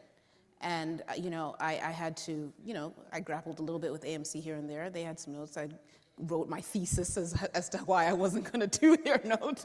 And I think they were like, oh God, just leave her alone. I don't want to read another damn thesis on why urgency makes no sense. It is my edit. And there are some adjustments we had to make, some things that had to be, there's production limitations, there's budget limitations, so it's not like my perfect edit, but it's my edit. And so, but I mean, there is no perfect edit. Yeah, exactly. One learns. So but that experience of being like, no, that's more the story. No, take that out. That's not. Actually, change that sound. Like that experience of really putting it together and seeing the cohesion that you had that your vision had. Oh yeah, it's addictive. I just want to do it all the time. Because you just see how, you might see something you're in or a part of, and you might get frustrated with certain things. And you see how sometimes it's just there are a lot of details, and it just takes the person who's really, really got the whole story in their head very deeply to get it to the finish line the way they need to. And I would say, I didn't want to just say it was just episode 4. You were in on all these episodes, and Andy was in on all these episodes, and all of us working in post. It was a pretty feverish pace, because once the strike ended, we could come back and go over everything. And that was another time when sort of dividing and conquering the work was critical, and we would all be working on different things at the same time. That was an incredibly lucky thing towards the way that we made this show, all three of us together, because the compression that this show had post-strike was bananas. Yeah, I was very relieved when Andy started to watch the show, because it just felt like we need you to be in here. And in you truth, need to finish cooking this meal. Well, in truth, it was episode 2 that was the thing that made me so excited about it, because it was largely. Am I allowed to say that? No. Andy. But yeah. Well, you know what, audience, fellow hosts, kudos to Andy for watching himself. It goes in line with what many people do when they start like a podcast or creative endeavor, and they actually have to listen to themselves in the edit. And they have to edit themselves out. Yeah, you know exactly what I'm talking about, Bridget. Actually, I try, if I feel like I can get away with it, I try not to listen to it at all. And I just put it out. If I'm like, first take was great, just go for it. If I have to do edits, then I have to listen to myself like again and again. And Kira knows probably what we're talking about now too. I'm just reading the chat here, and I was waiting. No, to Kira. Might be my glasses. I'm pointing even. Kira's just like not acknowledging your presence. I get nothing. It's like Tom whispered to forget you. That noise. I got nothing. That jolly green giant over there. He whispered your name. Wow. It was like ASMR. Thomas. Anyway, all right, let's continue. I didn't even get a text message. Take it easy. It's a little shaky. They should let you see 1 and 2 together. Really. Yeah, but we're We're going to talk about it. It's coming out next week. Watch it next week. Kira apologizes. A week and 4 days. Week and 4 days. Oh, it takes more than that, Kira. It's that between friends. Oh, now. Whiskey. Largely I like whiskey. centric. It's very Michonne centric, which we kind of predicted too, right? The first episode was very, very, I was gonna say Andy centric. Well, yeah, it was, but Rick Grimes centric. And yeah, we got to backtrack and find out Michonne's journey, right? I can't wait to see the dream sequences. Yeah. Oh yeah. You know what though? For real, me too. Because I kind of want to see where narratively this goes. Just like where, or if that's it, right? Or if Michonne has her own version of what that is in her head. Because if this is them meeting in between, I don't know. We talked about this yesterday, but anyway. Bring back the thumbs up. Let's bring back the thumbs up, guys. Next week, Andrew Lincoln does double guns. Jet lag. He's jet lag. Oh, stop it with the jet lag. He jet lag blames jet lag for everything. It's like, come on. Leave me alone. Let's keep going. Permanent jet lag. All right, look. Well, okay, we're gonna get to some audience questions just one second, but we can talk a little bit moving forward on what we just I saw still here didn't get one of the this before we get to shout-outs. audience questions. What I find interesting about this show is that you've had all these like wants it to say Tom deranged lunatic ass. villains on The Walking Dead, whether it's the governor, Negan, Alpha, whatever. I really like this question. Shout out for lunatics. Villains. But what seems to be on this show is it's more of an institution than an individual that is sort of the villain. Scott, can you talk about that a little bit? Oh, man, you know me. Okay, let me try and do this. Yeah, you're right. Typical. Thank you. I'm going to turn the floor over to him. Yeah. Who is that It's the same guy. No, I mean, it is more of an institutional. Was that you, Dave? No, It is not at all. It's the something same that- New Yorker rewind guy. it. Dave, no, rewind it. There was a laugh. Oh, I bet you that was you. no, I can tell you. Listen. I can tell you exactly who it was, by the way. And it was something Danai said, and I laughed. I burst out laughing. But let's Can backtrack. you talk about that a little bit? Oh, man, you know me. Okay, let me try and do this. Yeah, you're right. Thank you. I'm going to turn the floor over to him. Yeah. Who is that guy? No, I mean, it is more of an That's not me. institutional evil. It is something that, Mine's more like a blah, like that. And that's what it sounded like. So you'll hear it. I mean, Kira, I don't care what you switch to now. But maybe she's a different person on YouTube, and she'll like pretend. Oh, hey guys. Oh, first of all, Thomas, and then the rest of us. really crazy here. It has to do with pragmatism, and it has to do with a place that is worth saving. It's just how do you save it? And I was thinking a lot about really the Shane Rick conflict early in the series, and their different approaches and what those approaches would be on an institutional level. There you go, Thomas. First out of the gate Yeah, on YouTube. Too little, too late. Thomas never forgets. So he's talking about the CR, basically. Wait till the next Jackbox. We'll see what my names are going to be.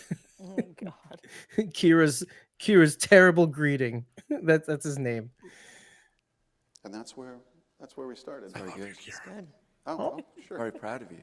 Oh, thank Good you. answer. Did you do that okay? Very good answer, I thought. He's getting better over the years. All right, we got some questions from you guys. You want me to ask some of these? Go through them. See what we got? Oh, I love this one. This is a good one. All right. He's shuffling. This is why from.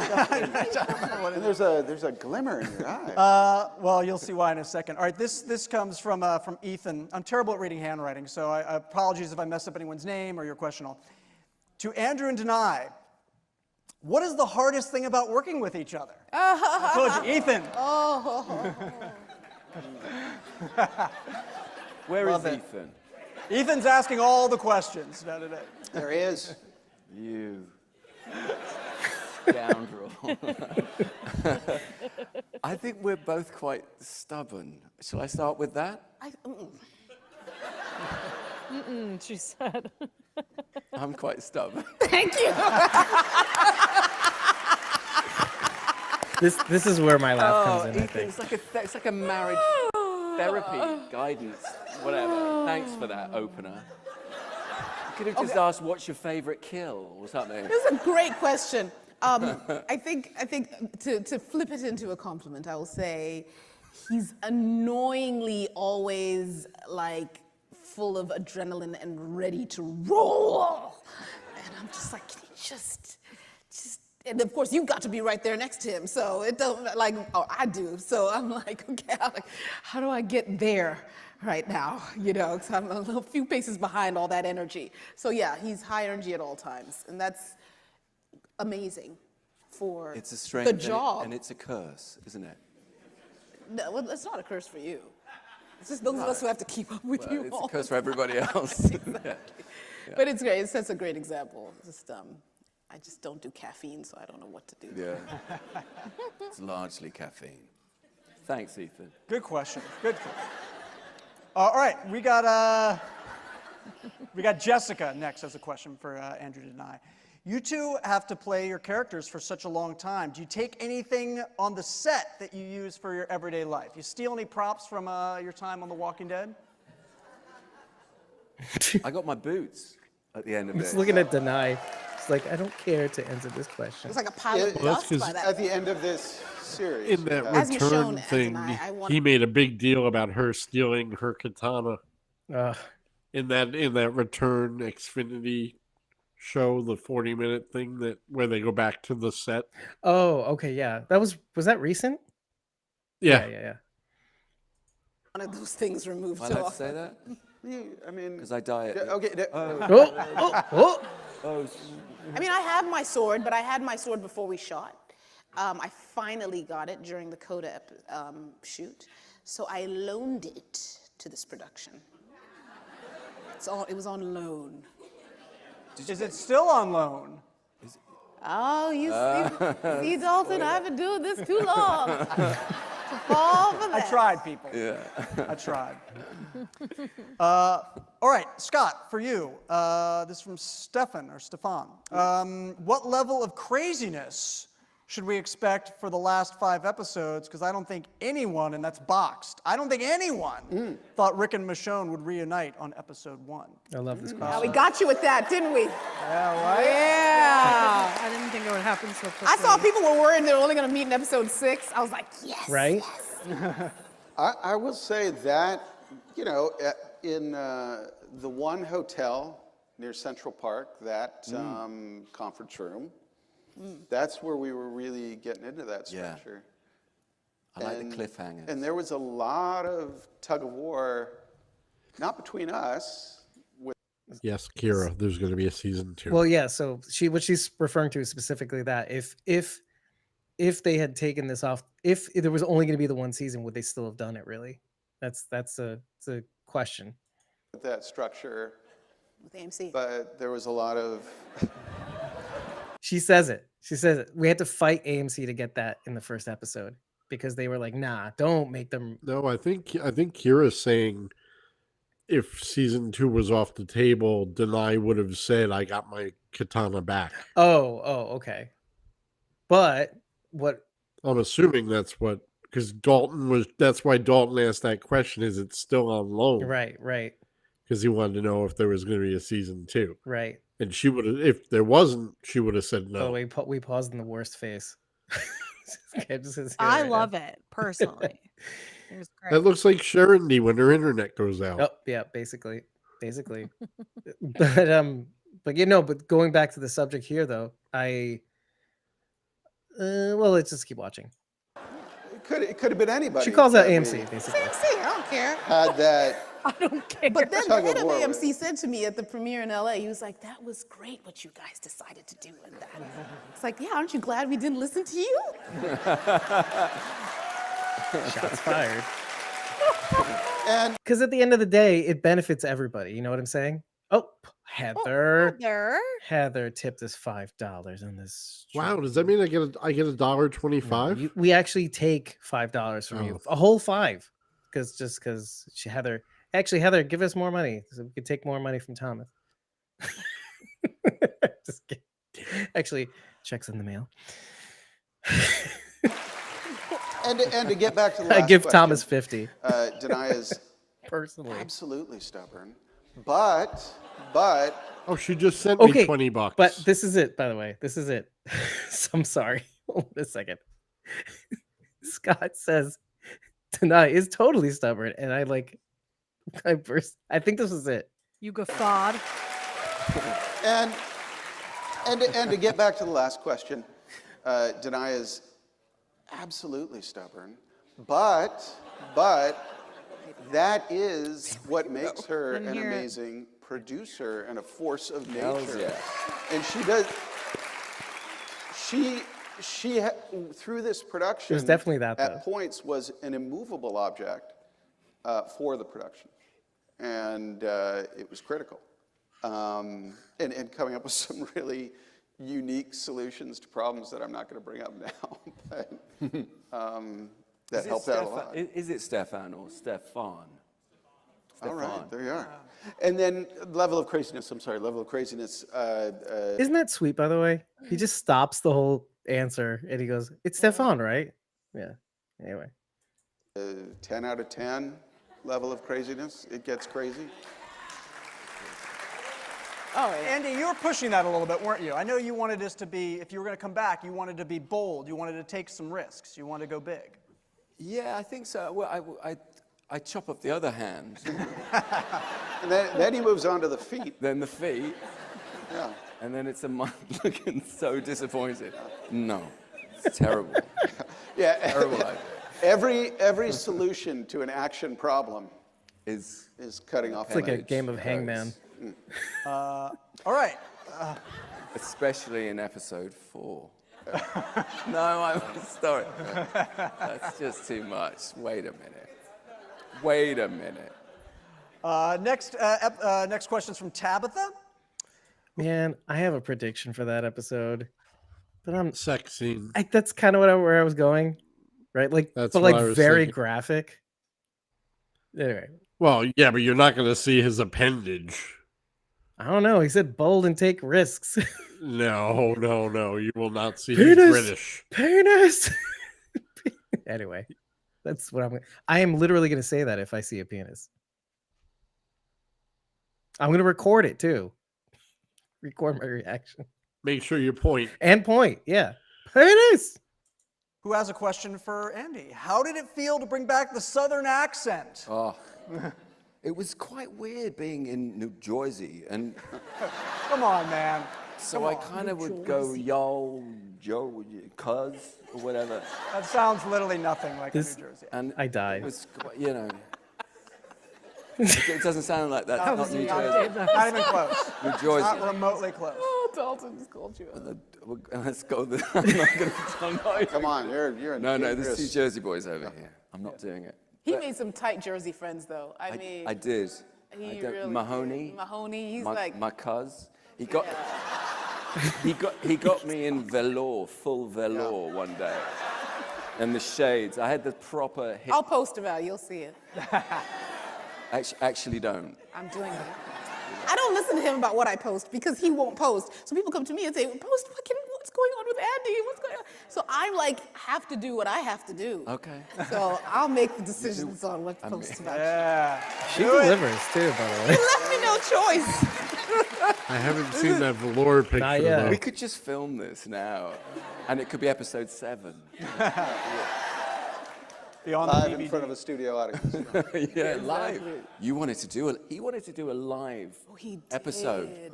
That's right. He did. I'm not giving up on That it. work. He did. Yep. I was In like, fact- I was in like, fact, one of the Gimple, bands say, you're "Do it." crazy. You know what? Actually, there was a brief moment, and you might remember this, where I was like, episode 4 should be live. You did say that. And I said, go sit down somewhere. Not gonna Definitely work. a sex scene. In We're going to Euphoria. do a live episode of The Walking Dead. Graphic penis live stream Hold him to it. episode 4. I mean, it could be amazing.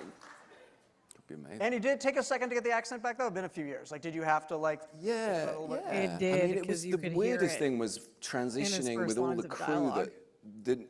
When I was producing, wasn't I had quite this stupid voice. back where and it then, needed to be. And then He gets one there, day I but- showed up to work and started, and Denise, our lovely executive producer, Denise, she just went, "Oh, just ignore him. That's what he does now. He's gonna be in Southern for the rest of the shoot." And everyone's like, "Really?" And they went, "Yeah, he's gone." That's the way it works. And it was Adrian who was so lovely. He was just going, "Okay," like this. He didn't know who had arrived. But Adrian was our director of photography. Yeah. I mean, it was weird because like he would stay in it all the time. And then when one day we went for theater and a movie, theater and a come dinner, after episode and 6. I sat down and he was British again. Maybe. Yeah. And I was like, She was, yeah. it's jarring. You were like, "Don't do that." It's jarring. He said, oh, give me a break. Just let me have it. Yeah, let me have some pasta and then Let me just DVD eat a little bit of releases. some pasta. instead of pasta. Some pasta. Pasta. Pasta. They say pasta. Everything else is all. The Midwest They does say that too. pasta. Pasta, right? I know that doesn't make sense. It doesn't. No. They also say zebra. Literally listen to you guys do act. What? Zebra. They also say zebra. Yeah. It really bugs And me. Kira, no, I was lying, Kira. Yeah, I'm not good enough for screeners right. or chocolate. Apparently, You know what it is? He expects he wants wants AMC to like, here are your screeners. I bet Even though you didn't ask for them. you didn't ask for You screeners, just but here they knew. are. You're the We best just knew super that you fan wanted ever. them. But I think they should. AMC. You know I what? didn't get my chocolate. I'm gonna talk to them. I'm gonna say, guys, you really dropped the ball. You should really. I should read you the message I wrote to them about the chocolate. I was it was so for real? jealous Okay. when I saw Oh no, I someone wrote them. open I wrote them a chocolate. message, and it was kind of like an "it's not you, it's me" thing. And then I changed my mind and said, "No, it's you." And it was like right around Valentine's Day. I feel like I should put this on the screen somewhere, but we're live, so we can't. Accents all night long. It's just like a traveling road show. All right, next question comes from Andy Burt. Andy Burt, you guys are going to have to Any relation, exercise the Rachel? mental Rolodex on this one a little bit. For both Danai and Andy. Danai, you can go first. When did you think was the moment when Michonne fell in love with Rick and vice versa? And speaking of love, happy belated birthday / Valentine's Day to Danai. Yay! Uber fan. Birthday girl right there. When did it first happen? Michonne fell in love with Rick. I used to know this. I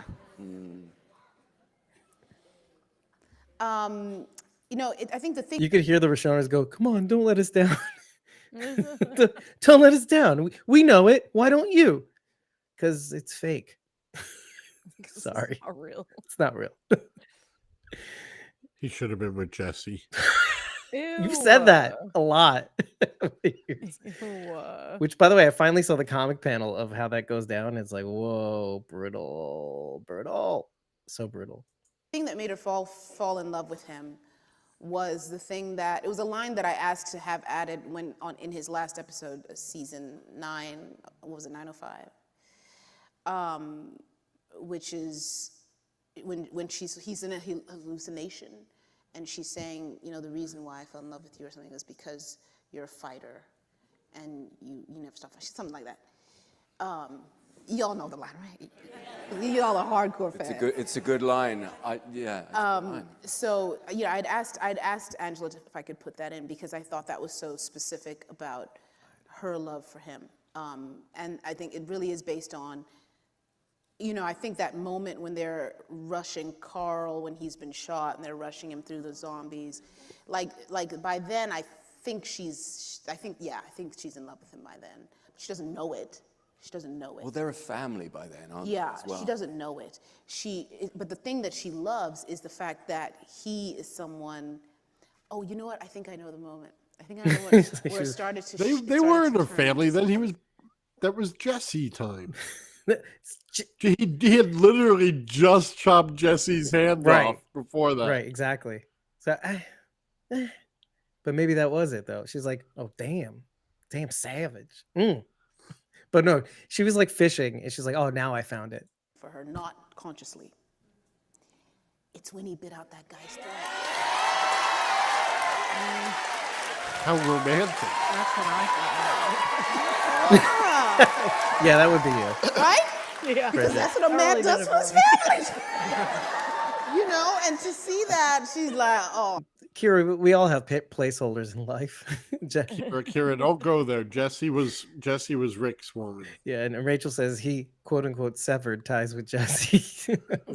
He served. No, They would never have worked out because their names don't go together. Rishon goes together. You're saying Rishon instead of. It would be Jick, Jesse, and neither one of those work. I think I kind of like Ressie. No. Rixie. No, it was just annoying. Rixie sounds like Trixie, like Trixie Hobbitses. That doesn't sound good. Oh, that's a relationship. They bond over Gollum. Okay. Yeah, they Gollum. They bond over Gollum, all right. Get better than this. You know what I mean? I think that was it. That was. Somebody should recut that sequence with the song Dreamweaver. Dreamweaver. Andy? No, not a dream I have weaver no reference. idea. I had no idea how to follow that. Hey, That's the Lois. greatest answer. That was it. Hi, That was Lois. the moment when he bit.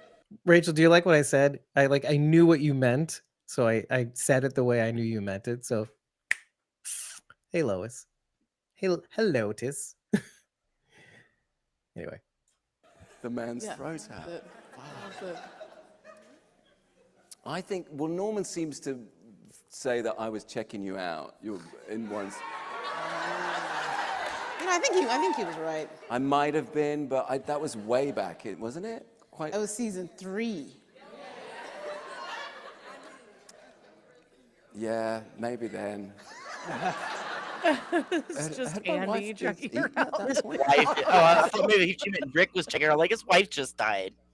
Of course, he is a dude, so that would make a difference. Well, everybody checked Lori out. So well, Lori kind of checked out. Also, Ah! in kind of a Rick default thing. in Andy's voice, I'm like, Rick didn't bite that guy's throat out. He dined on his esophagus.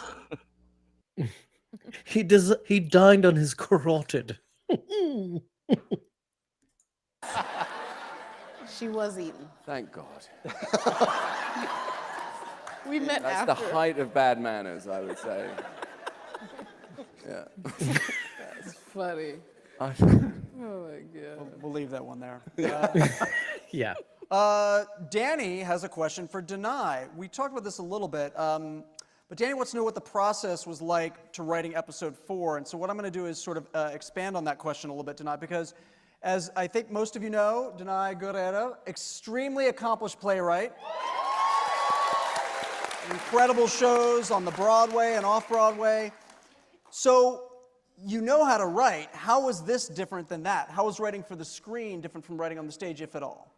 Well, I've written a bunch of teleplays at this point. It's just a question of which one actually makes it to the screen. So I had written a lot of teleplays by this point, but it was different because there is an aspect to this episode that required. I can't say that, so I will say it was tricky to.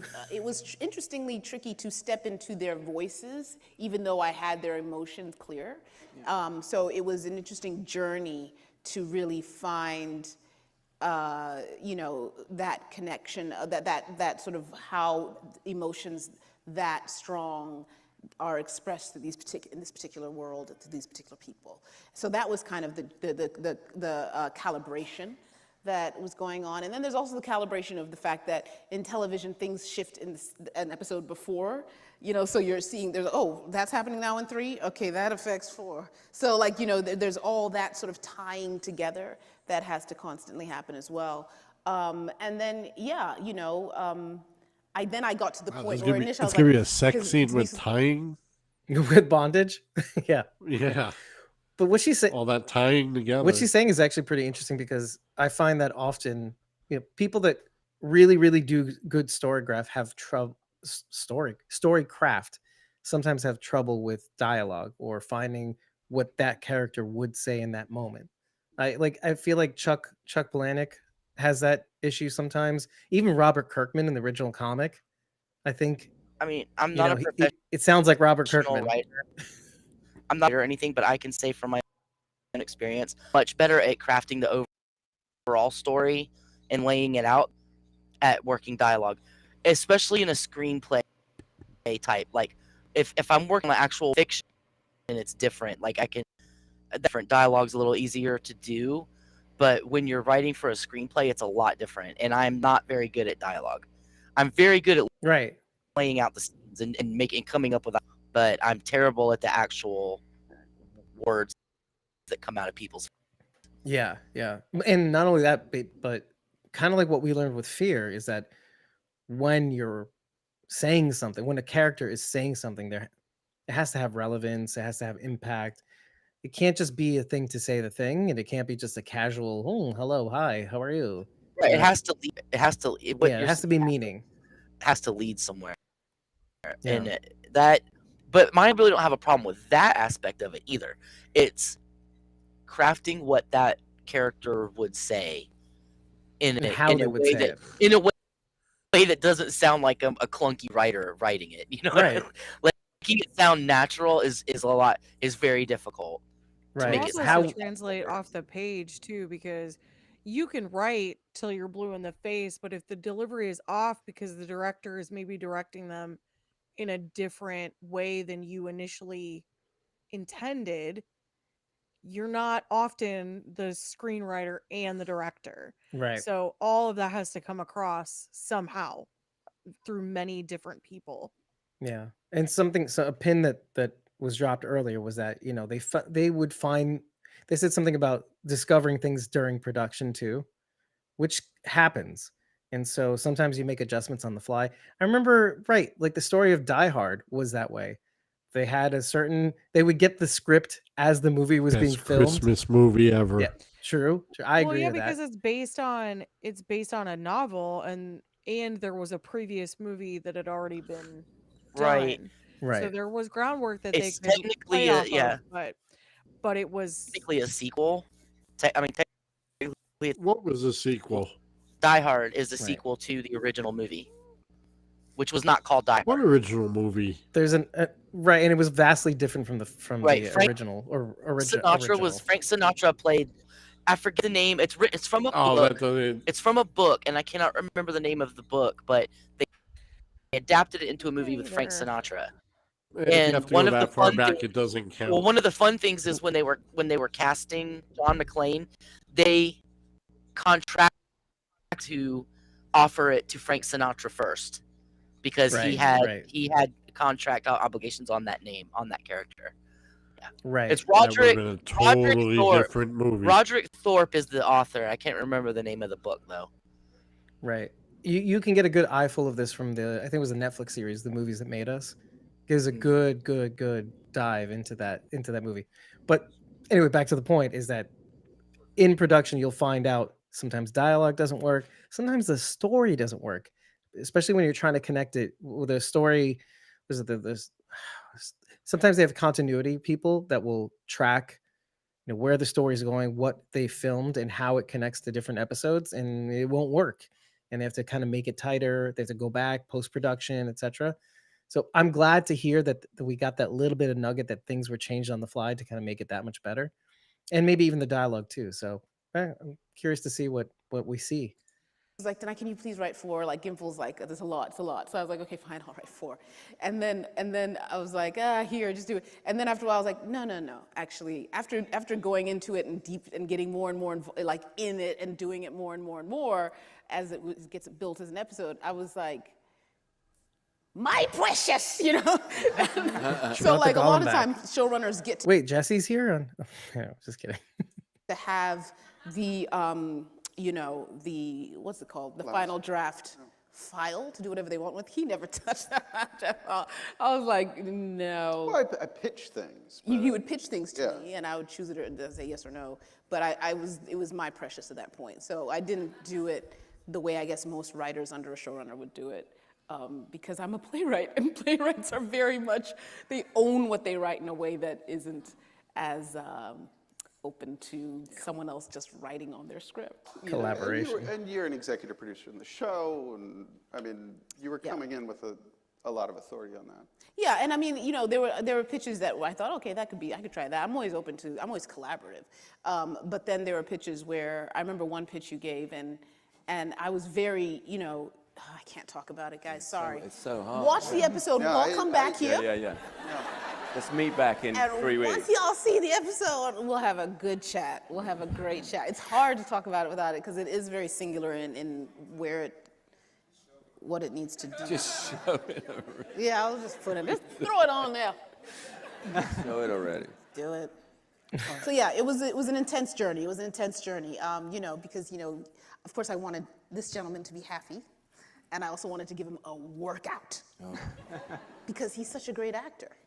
So I wanted to put a lot on his plate. Definite sex scene. Definitely sexy. And so I was also trying to. It was a lot of words, wasn't it? Yeah, you were Good words, but a lot of words to learn. And good. You got it. You're from theater. I would say of that episode you just saw, a lot of those words that Rick says, you know, in that helicopter were Andy's. Yeah, yeah. Were they? The like whole thing about the nothing. father and the burning of the barn and all that stuff. What'd you say, Bridget? I was like, he says like next to nothing in the helicopter. I was just thinking of the beginning of the scene where the guy's like, "You haven't been talking much." Yeah, exactly. He's saying exactly nothing. All right, fine, I'll give you a story. Here's a story. But this is a pretty good nugget, though. That's Oh yeah, but that was just me riffing, and then you turned it into something much better. I I can't write. I can't write. It was mostly you, sir. He's a very strong storyteller. You probably could write if you had to. I'm good. No, because they all sound the same. They all sound like a weird British guy. Look at that. Was it good? Did you like the? Did you? Thank you. I loved It it. wasn't me. It was him. No. He came up with that whole narrative of the father in the barn and the burning. Yeah. That was all. I wanted to call the episode "The Burning," but it was too obvious. Too Those are the great And, ideas I come up and with. Stephen already took that title. Oh yes, he did. Stephen King? All right, we saved the most important question for last. It comes from Anthony, who says, Rick and Michonne almost share a pizza this episode. Did you try any great New Jersey pizza? Okay. We need to stop right here and just say, and I don't know if everybody's going to agree with me. New York pizza is better than Jersey. I disagree. I think New Jersey pizza is better than New York. Oh no, not even close. It's the same pizza. It's just, No, same no, immigrants. Well, Dave, you know my No. feelings on New Jersey pizza because Oh, you we had a had bad a really experience. long conversation about it. No, at your dinner table, me, and Evelyn talked Takira, about you it won't. because we were eating pizza from New York, and I was like, this reminds me of the pizza that I grew up eating. And there's like one pizza restaurant in North Carolina, and it's weird. And I like go on to describe the atmosphere, and you and Evelyn were like, that's a New Jersey pizza parlor. And I was like, I've never been to New Jersey. I don't know why there was one in North Carolina, but there was. Oh, wait a minute. Nothing beats New York pizza. It's the same pizza. It's just. No, you've gone to the wrong place. Maybe he's gone to the right place. Well, I grew up in Jersey for a little while, and so so your taste buds are already shot. My wife would say the same thing. She'd be like, Jersey sucks. And I'm like, you're from Queens, bitch. So that's a very regional specific joke. I apologize in advance for those who don't get it. Queens is awful. It's like 90-second lane, 90-second road. I don't like. Oh yeah, that's so annoying. Yeah, 52nd Street, 52nd Road, 52nd Avenue, and they're all within like a block of each 100 other. feet of each other. It's all like that. It's like, what the? Why? Why did you do this, Queens? We have a town here. We have a town here called Hickory. You drive in Hickory. Their streets are named trees. 17th Hickory Road Dock Street. 17 Road 14th. Or 7th Street East Road. Or I mean, it's. Why do you sound all funky, by the way? Where's your mic? That's there probably you your go. internet connection. And you sound a little buzzy, but still. But 17th Road, 17th. My connection. Yeah, 7th Northeast Road, 21st Avenue North. Like, what the? These roads, and then they'll just turn into something else without like notification. I think it's just a different road. It's terrible. Yeah, it just turns into something else. But you know what? It's one thing if you're like out in wherever, but like you're in New York City. Technically, Queens is New York City. There's an expectation. Okay, you got it together. Can we just finish this? We got to finish it. Yeah, because I know that Relishing the Dead has just started. This is such a bummer. For 2 hours, my head is killing me. I just want to be done. Well, just to Kira's point, she's also a Jersey girl, and we were on the same page. I also kind of did that for her. To be fair, most women would have left me hours ago. I love it, Thomas. Says everybody in the chat, right? Say it. Yeah, say we it. love You, it. Thomas. Not to Kira. No, especially to Kira. I'm all about the diner. That's the New Jersey thing for It me. totally is. Yeah. The TikTok diner. TikTok diner. TikTok diner. Route 3. Fried They chicken. did always go there. What was that thing you always got? What? right You off of always Route have 3. this thing Fried there. chicken. It was great. Yeah. I was Absolutely avoiding the amazing. diners, but I found the best East African food in Jersey, by the way. I was like happy as pie up in there with that East African food. It's a Kenyan, it's called Swahili village or something. I can't remember what it's called, but it's incredible food. So Yeah, big shout out to the Montclair Diner. Hey, now we're talking. Now we're talking. That's Used my to pass people. by those. That's my peeps out there. great food in Jersey. Great food. I used to pass by those places all the time, going back and forth, visiting my grandmother in Brooklyn. It's so crazy. Stuff. All right. Thank you so much, Yeah, guys, for thank you, coming. guys. Scott Gimple, Danai Gurira, Andrew Lincoln, Walking Dead, The Ones Who Live. All right, Bridget, go to bed. I'm not going to bed. My head is hurting so much.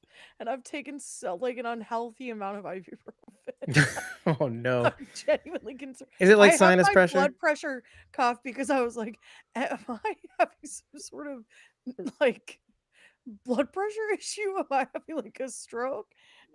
My blood pressure's fine, so I don't know what the issue It's is. just you. It's psychosomatic. It's all the love Thomas didn't get during this dream.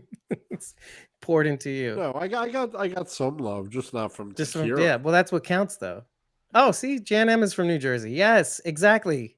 New Jersey, And Jan agrees that New York pizza is New best. Jersey's just No. done better. You complain Not about even the food in close. every state? That's horrible, Takira. Well, you know. Are you drinking your water? Yes, I've drank. She's 2 of drinking her these. casino 2 cup. of Yeah, but that's these. not a paint. I drank That's 40, not a paint can cup. Right, it's not a drank paint bucket. 40 ounces earlier today because I finished my Stanley. Oh, you did a 40? I mean, that might be why you She have a poured one headache. out. Like you could Too much be water? you could be too much water. There is such a thing. There Two is. I drink a lot of hydro water in a something? day, so this is like not out of the normal realm for me. Takira, you could have been a little more creative there with the cheer. Yeah, Thomas, he's our man. If he can do it, no one can. Go, Thomas. Laugh emoji, laugh emoji, Wasn't laugh that from emoji. Revenge of the Nerds? It's from everything. Well, let's sign off, everybody, because we reached past the 2-hour mark. Relishing the Dead just jumped on. I think, Yeah. maybe. I think so. We're gonna go find out. So, folks, thank you for joining us for this reaction video. I hope you really, really enjoyed this Q&A from the 92Y Kaufman Theater, featuring moderator Dalton Ross, and with Andy Lincoln, Danai Gurira, and Scott M. Gimple. Wait, hold on. I told Heather I was going to strip. So No, but Oh. you're not getting money for it, so it would be a waste. I'm thinking of all the dares I've taken on these streams. Like, oh, okay, $15 gets you a nipple, and no, it's not happening. But really, nah, not. I have today. 2. Well, we both have 2, right? And then when we touch them together, hey guys, have a good night. Love you guys. This got weird. Bye. We'll see you tomorrow for we're going to be recording tomorrow our full episode breakdown of The Walking Dead: The Ones Who Live series premiere. Join us. We'll be posting those details on Ko-fi and Patreon when they're available. It should be I'm going to say 8 p.m. I guess 8 p.m. sounds about right tomorrow night. Bye, Rachel. Bye, Jan. Bye, Takira. It's free to join. Heather. By the way, it's free to join and free to follow us on either platform. And it's free to attend these recording sessions. So think about it. You should join us at ko-fi.com/squawkingdead or patreon.com/squawkingdead just to get inside information that we don't post publicly on social media. And as always, thank you for joining us. And hopefully we'll have much more content for you to come, including some really cool things that we're working on. Hopefully, fortunately, we can't do all the things that we love to do behind the scenes for this particular run, hopefully, because we'll get some screeners. But we're still going to give you some extra stuff as much as we can along the way. I love using my hands before we go. And thank you for joining us, Jen, right at the end. You should backtrack and see the reaction that we did. If you were here the whole time, thank you. And thank you, everybody, for joining us. We'll see you very soon. Dave, what are you going to say after episode 4? I guess we'll find out. Penis! I've been your host, David Cameo, and I was joined by Sharon D, aka Blazy Gardner, and Bridget, aka Punky Rooster. That's ko-fi.com/ PUNKYBRUISETER, and Thomas at Celtic TSO on all the social medias. Thank you for joining us, Thomas. That was really fun. It was fun. Then last week and now Thanks, Thomas. in New Jersey. Thanks for the love, Takira. See, he comes around eventually. This is how we form bonds, through struggle. Yeah. Have a good night, Bye, everybody. Rachel. You were here. Love you, Bye, Rachel. Rachel. Don't we all? The pink hair lady. I'm just gonna call her that from now on. Have a good night, everybody. We'll see you soon. Bye. Bye.